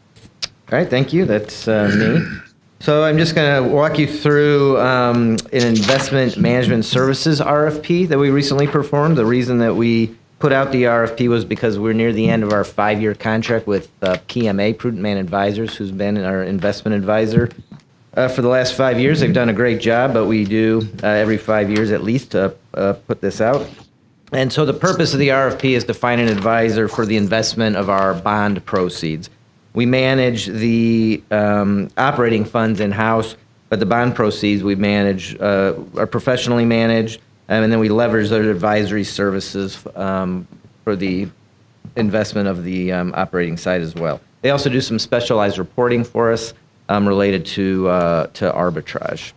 So the RFP was sent directly to about 66 firms. It was also available on our website for others as well. We did receive 9 qualified responses, which was a pretty good return. The quotes that we received over a 5-year period ranged from $275,000 to over $1 million. So we had a very wide range in the prices that were offered, and that was a significant factor in what we're recommending here. So we estimate about a $250 million average portfolio size. We did require that the investment advisor acknowledge an explicit fiduciary duty to MSD to provide clear strategy investment philosophy. That was one of the things that we evaluated. As I mentioned, they're going to do some arbitrage reporting. And then we're also looking for some online customized portfolio reporting, too, that will help ease the accounting processes involved. What we weighted with the RFP responses, what we reviewed was, one, their ability to satisfy requirements of the RFP, the fee schedule and ancillary charges, so total charges, and then also experience and qualifications of the managers. Glad to say that all 9 were very well qualified. 2 of them we've actually used before. And so what we're going to recommend, what we're going to bring before you at the board meeting is the introduction of an ordinance to enter into a contract with a new asset manager, and this is U.S. Bancorp Asset Management. They have over 25 years of experience in managing the fixed income in the public sector. They are a registered investment advisor. They have over $20 billion in assets under management, so they're large. And they did explicitly acknowledge they will not receive any indirect compensation for management of our funds, and they have no conflicts of interest. So some of the things that we liked about them were their experience and reliability. Actually, as I said, we had 9 very qualified managers. I would say at least 7 of them we rated at almost the highest level possible. U.S. Bancorp was also very high in all of the other things, criteria that we evaluated, but where they really stood out was the fees. So they are offering a fixed price rather than a tiered pricing based on assets under management. So typically when we've looked at this in the past, all the bids that we've received have been, a certain price for maybe the first 50 million, a little bit lower rate for the next 50, maybe a lower rate for the next 100 million, and so on, so that the more assets that the manager has, you get a lower blended rate. What U.S. Bancorp is offering is one fixed price, no matter how much assets they're managing for us, and it's a low price at that. We believe this will be a savings of approximately $100,000 annually for us, so that's very significant. They will offer some real-time and customized reporting, which was something that we would like to see. And the arbitrage reporting is included in the price. Usually it's a small extra charge, but it's included in their price. There is a detail sheet that's included. It doesn't have really much more data than what I provided. I think the key is that their experience, they're capable, and the price is $55,000 a year. Typically, if we have $250 million of assets being managed, that's probably closer to at least $150,000 to manage that. So, significant cost reduction. Are there any questions about the RFP or the process we used? The team that evaluated this was Marion, myself, John Strawman, who's my Assistant Secretary Treasurer, and Mike Gindler, who's Marion's Assistant Director of Finance. That was the team that evaluated the RFPs. Any questions? Is that group run out of St. Louis, or is it run out of their Minneapolis headquarters? In Minneapolis. They're primarily in Minneapolis. And U.S. Bancorp will acknowledge fiduciary status? Yes. Yep, it's explicitly stated in the RFP response. All right, there's no further questions. We'll move to the monthly operating fund portfolio. This is the sheet we look at every month. So this month, excuse me, we've got about $586 million of assets that we're looking at. That's a combination of the operating funds that we manage in-house as well as bond proceeds funds that the third party manages. Yield to maturity in our portfolio is a little over 1%, 1.15. The benchmark is much lower because the benchmark turns over every month and rates are very low. Today we, I think, had about 40 million of our own portfolio turnover, and that was closer to 10 basis points. So rates continue to be very, very, very low. Weighted average maturity of our portfolio is under a year, just a little bit under a year. We keep a lot of that short term because we use that to fund projects and for some operating needs. The benchmark is always in 1 to 3 years, so it's a little bit longer. That's why their weighted average maturity is always longer for them. Both high credit ratings. And the sector allocation, we're within our policy limits. That's the key thing to look for there. So we are in compliance with our policy. If you look at the fund summary at the bottom left, that kind of shows you where some of those funds are. I just want to draw your attention to the debt project funds of $21 million. That's a pretty low amount. So we're about to use up all of our current debt proceeds that we have available for capital projects, and that's why we're going out to the market for more debt proceeds. We talked about that some last month, and I'm going to talk about that a little bit more here in just a second. Maturity distribution, you can just see graphically on the bottom right. The blue bars are our portfolio. The red bars are the index or the benchmark, and so that just shows you that the benchmark has longer maturity than our current portfolio. Any questions about that? All right, if not, then I'm going to just move on to the bond deal update. I don't really have a lot of information here. We're not recommending any changes from what I presented to you last month. I think I just wanted to let you know where we are in the process. Our timing still looks pretty good, so we're planning to go to the market at the beginning of December for pricing. As I mentioned last month, it is going to be a competitive deal. So what we'll do is we'll look for bids from underwriters instead of selecting an underwriter and kind of negotiating and looking for investors. The underwriters will bid on the bonds that we're offering, and then they will be responsible for taking that to investors.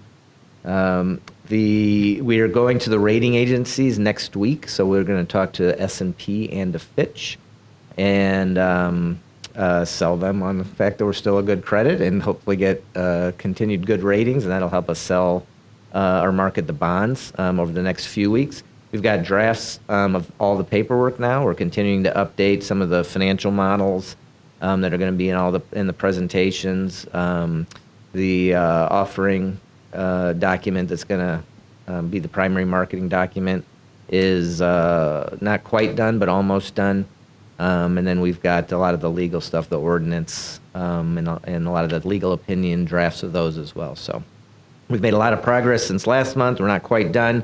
Now we're getting into the phase, as I said, where we're kind of talking to the rating agencies. We'll be working with our financial advisor, continue to work with them to make sure that all the marketing materials are ready so that when this is ready to go out, that it gets the attention that it needs to get so we can get competitive bids. So everything's going well. Market hasn't changed much from last month, so we're still expecting extremely good rates. And if anything changes, I'll make sure that I let you know. But we do have the election between now and when we go to market, so we'll continue to monitor for issues. If we think that it's not a good idea to go, I'll make sure that I communicate that to you, and we'll set kind of a new schedule for when we think a better time to go to market might be. But right now, we're all systems go. Any questions or concerns? All right, if not, that's all I had today. Thank Okay, you. thank you. The next meeting is tentatively scheduled for Tuesday, December 1st, 2020. Do we have a motion to adjourn? So moved. Second. Meeting is concluded.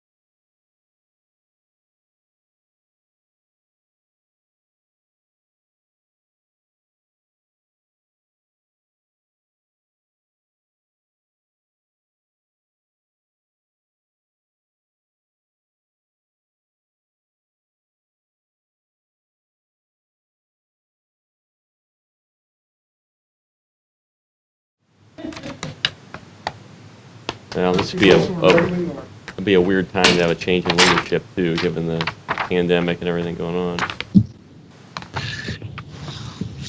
I talked to Herschel Friday. Yeah. He had his back surgery. Oh yeah, you mentioned. You doing all right? Trustee Wilson, we're ready when you are. Hey, good morning. Welcome to the Stakeholder Relations Committee meeting of October. Like a roll call, please. All right, we'll note that all trustees are present. Okay. There are no comments. I have no comments, so we'll move on. Entertain a motion for approval of the September committee meeting minutes. So moved. Second. Okay. Minutes are approved. We'll move right on, and Mr. Sprague can discuss the contract, the IT contract. Sure. Good morning. You should have a resolution in front of you, 3621. It says Pre-Treatment Information and Management System. You've all got that in front of you. This resolution authorizes the district to enter into an option year 4 on a contract with Infotech. This is for hosting and maintenance of the district's pre-treatment information system, or PIM system. And it's a computer application that's used to track the industrial customers for compliance with federal and state regulations. Just a little sidebar, you know, we base our billing on how much wastewater people produce, but for industrial customers, sometimes they have extra strength wastewater that takes extra treatment, so we monitor industrial customers, and we have a computer system that tracks the strength and works with the Environmental Compliance Division, samples their sewage, and this whole system does that tracking and then feeds information for billings for extra charges. But this IPAC system is under a vendor, and it's hosted by the district and works with our LIMS system. Implementation has been completed, so normally this would only come in front of you a couple years ago for implementation, but the way it was originally written, they wrote it as implementation plus hosting. We don't usually bring the maintenance and hosting portion in front of you.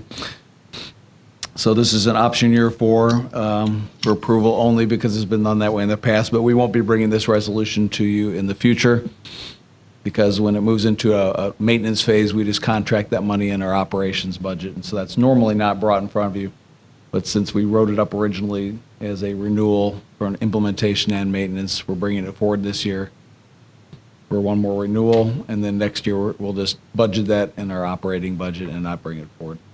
But we've, the PIM system has been up and operational for a number of years, and this is just for the hosting and maintenance services from the company. Is there any other questions? All right, I guess I shouldn't say other questions. Is there any questions? No questions.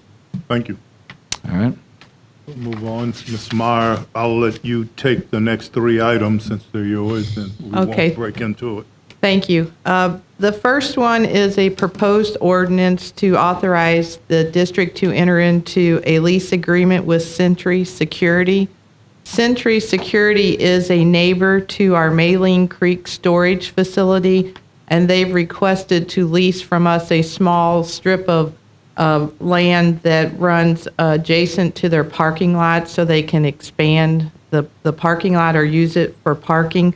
We currently do not have a need for that small strip of property, so we are proposing to enter into a lease with them for $180 a year. The lease will be have an initial term of 5 years with a 1 5-year term renewal option, and we've had it appraised. That's where we came about with the $180 a year for the lease amount. This property, our Maline Creek storage facility, is located on Riverview Drive in North St. Louis. Question. Oh, go ahead. Is there any questions? Just out of my curiosity, what's our cost to administer that lease? What's MSD's cost to administer that lease? Do you have any idea? I don't know if there's really anything. It happens to, the lease is adjacent to our own facility on Maline. No, I Creek. understand, but I mean, the paperwork, I guess. just the cost of keeping up with the fact that we've leased a piece of property. Well, we do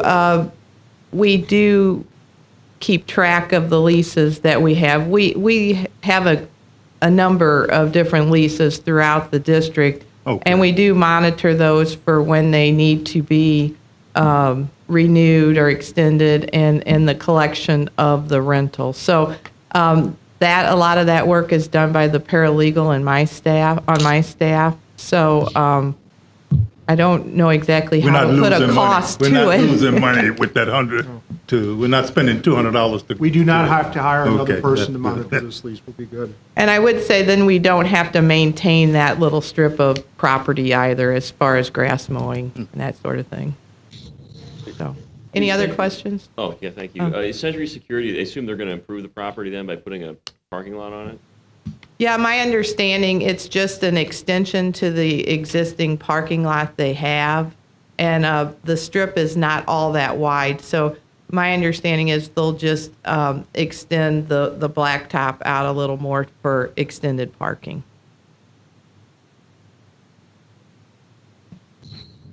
Any other questions? Okay, moving on to the next item, which is mine, which is the introduction of a proposed ordinance for the district to enter into a contract with White, Coleman and Associates. This ordinance will secure legal services from a certified M&WBE firm. As most of you know, my office, the General Counsel's office, has a general legal services contract with, it used to be 4 different law firms. They are Thompson Coburn, Armstrong Teasdale, and Rynierson, Seuss Champion. I always get theirs mixed up. And we had a 4th who was Larry Hale's firm. Back in January, Larry Hale passed away, so we could not renew the contract with his firm. So right now, I only have general legal services contracts with 3 different firms. This proposed ordinance would add White, Coleman and Associates to that suite of firms. Again, they will be able to, they are a certified MWBE firm, so they will replace the minority participation that Hale's law firm used to provide. What I am proposing is that this ordinance propose a contract for 6 months and then 3 one-year renewal options.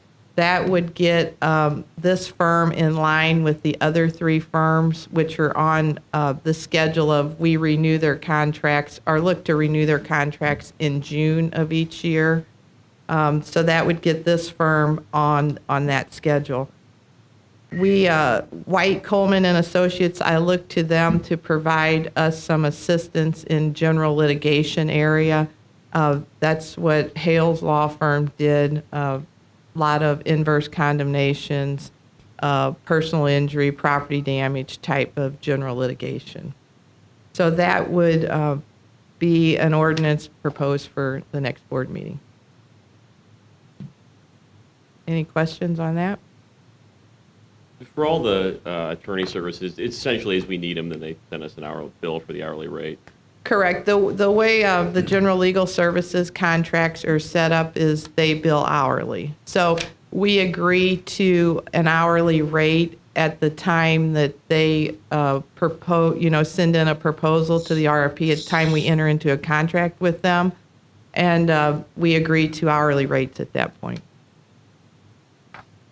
The hourly rate proposed by White, Coleman and Associates will range from $300 for a partner to $265 for associates.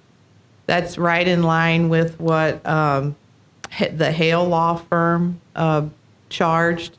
It's a little bit under Armstrong and Thompson and a little bit over what Rynearson charges currently.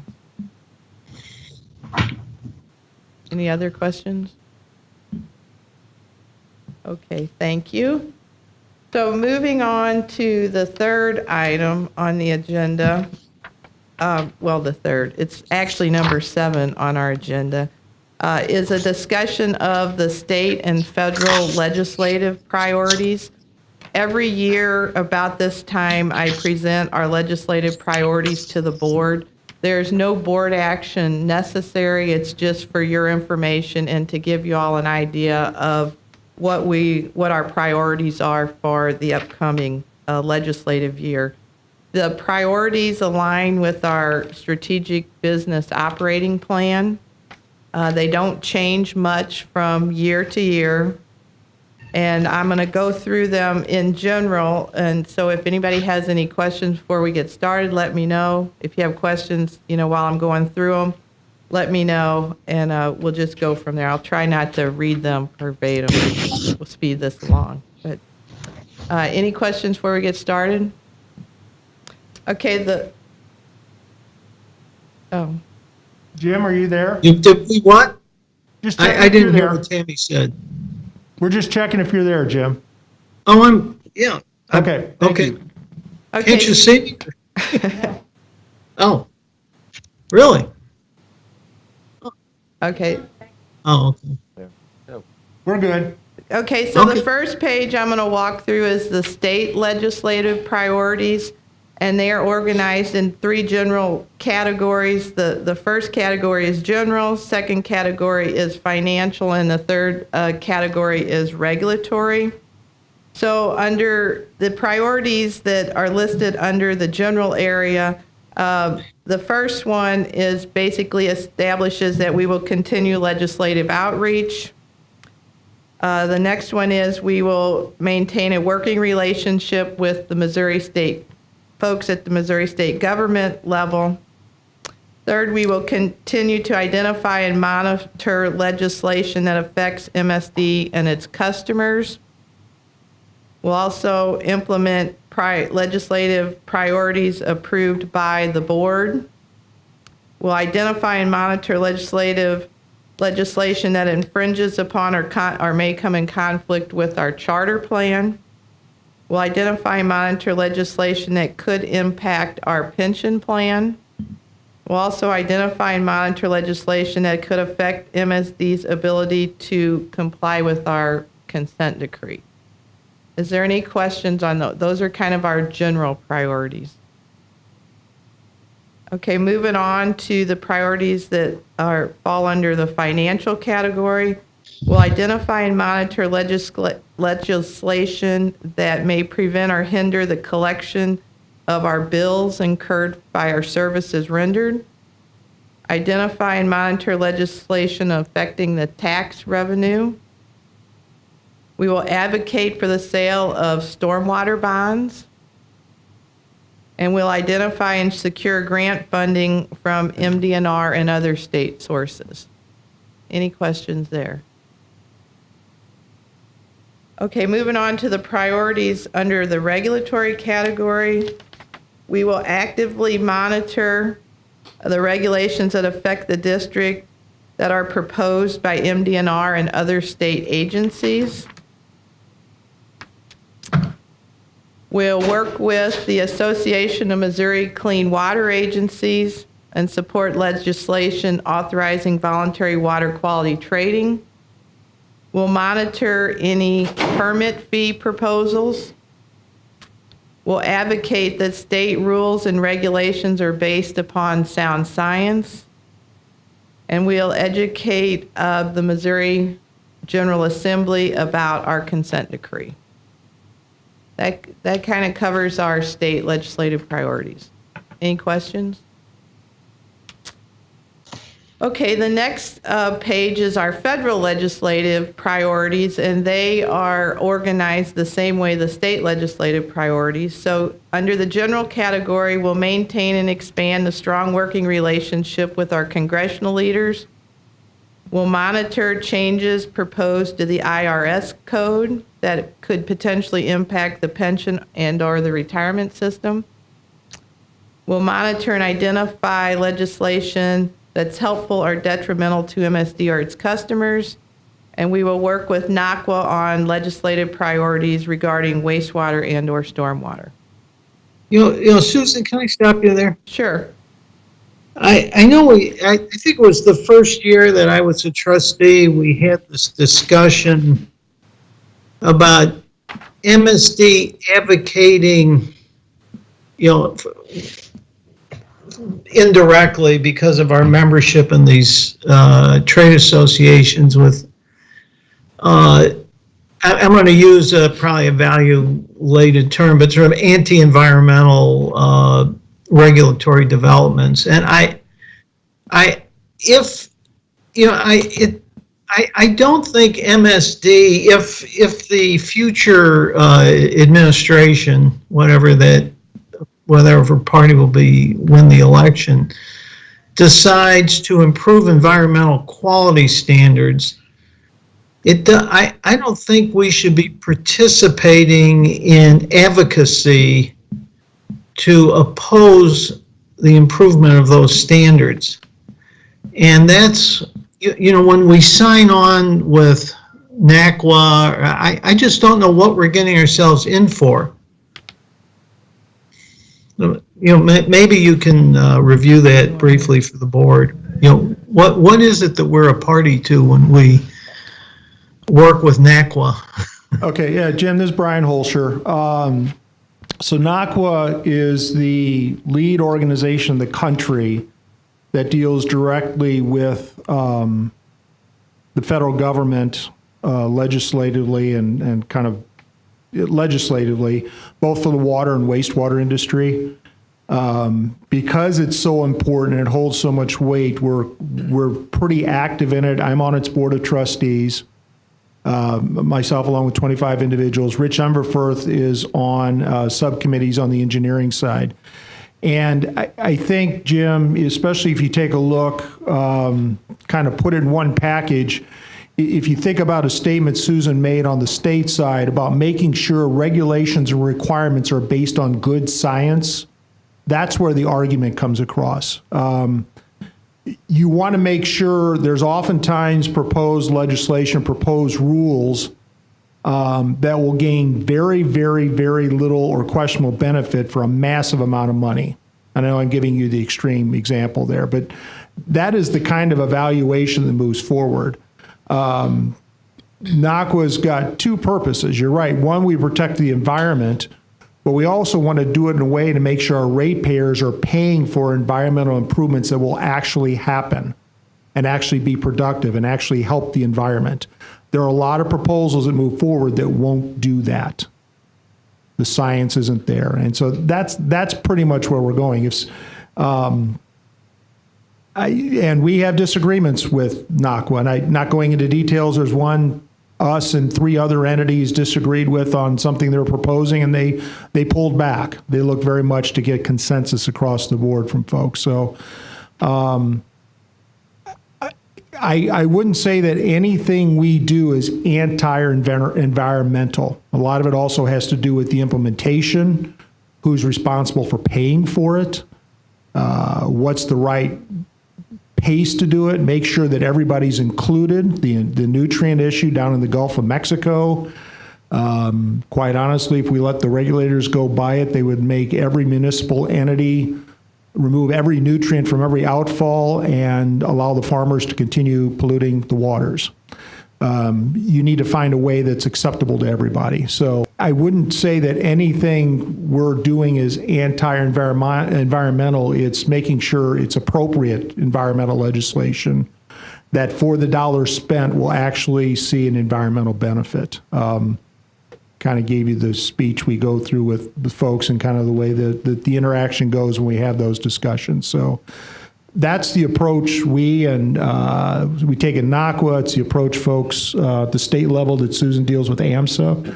That's the direction we take with the Missouri. And right now it works really good, and that is it involves a lot of internal discussion and meeting with the environmental folks, both at the state and federal level, to make sure we're all considering all pertinent facts. So I can give you that staff's approach, and that is NACWA and AMSA's approach on how we move forward with these items. Any kind of comments we have, if that gives somewhat of an answer to the question you posed or the statement you posed.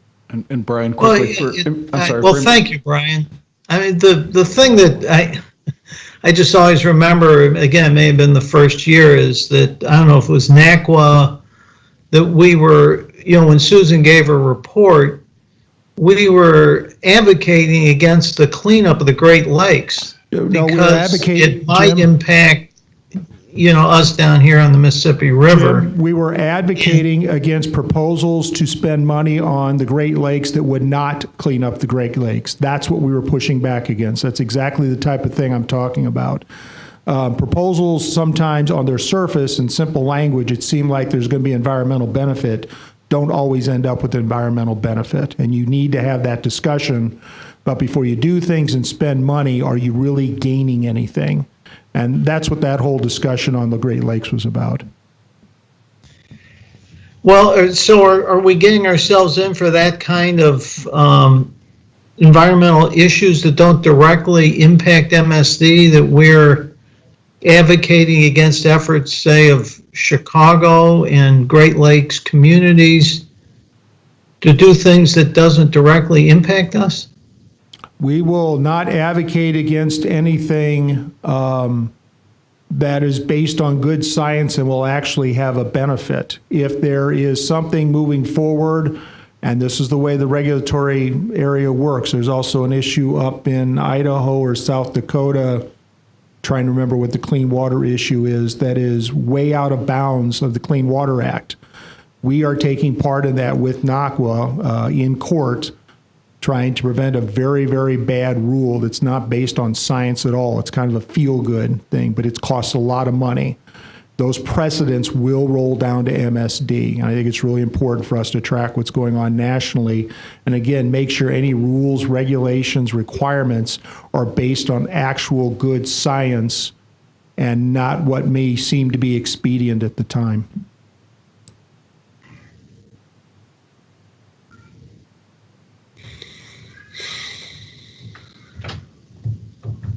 Okay.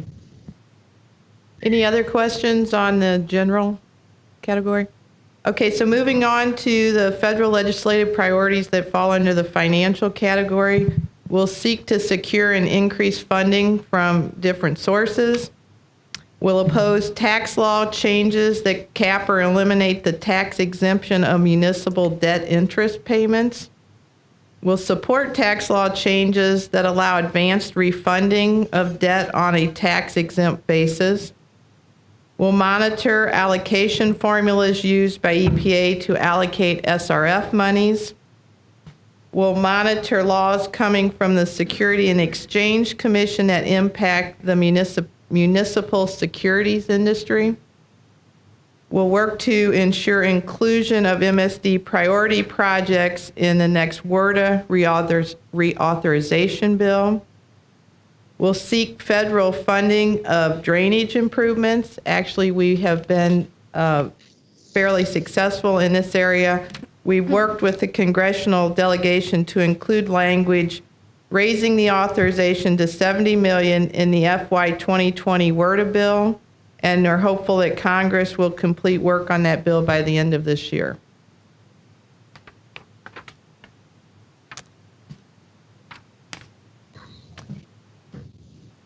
We'll watch the legislation that has to do with the infrastructure bank and jobs creation. We'll monitor any potential infrastructure bills, and we'll monitor any potential bills that provide assistance to low-income ratepayers.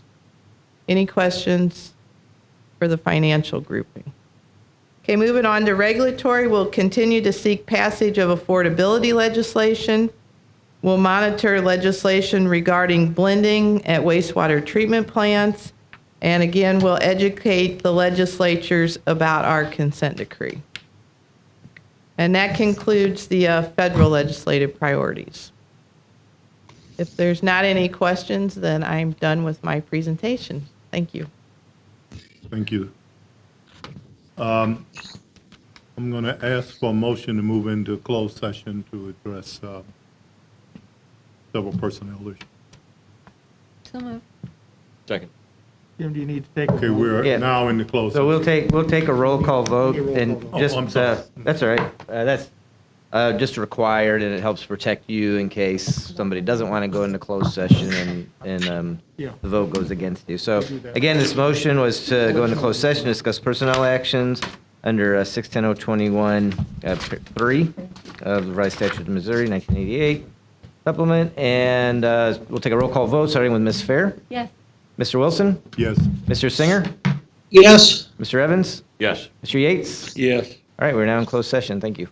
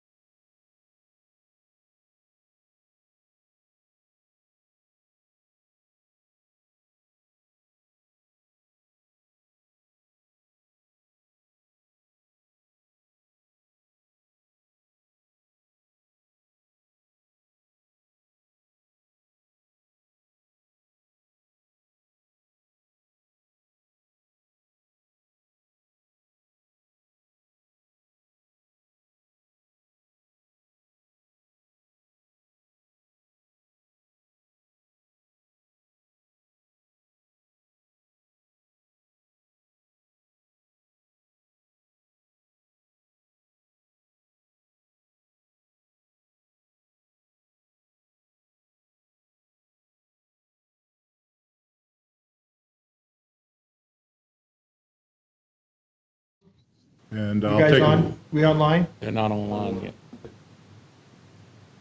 Tell us when you are. You're good Oh, now. I thought he Now gave you're me a good. signal. We good, John? Okay, again, I'll take a motion to come out of closed session. So move. Second? Okay, by voice vote, can I hear all in favor? Aye. Aye. Are there any opposed? Then we're back in open session. We've completed the agenda for today. I'll entertain a motion for adjournment. So moved. Second. Okay. If there are no objections, I will tell you it's been the pleasure of my life, and the meeting is adjourned. Thank you, everyone. Okay, take care, everybody. Take it easy. Take care.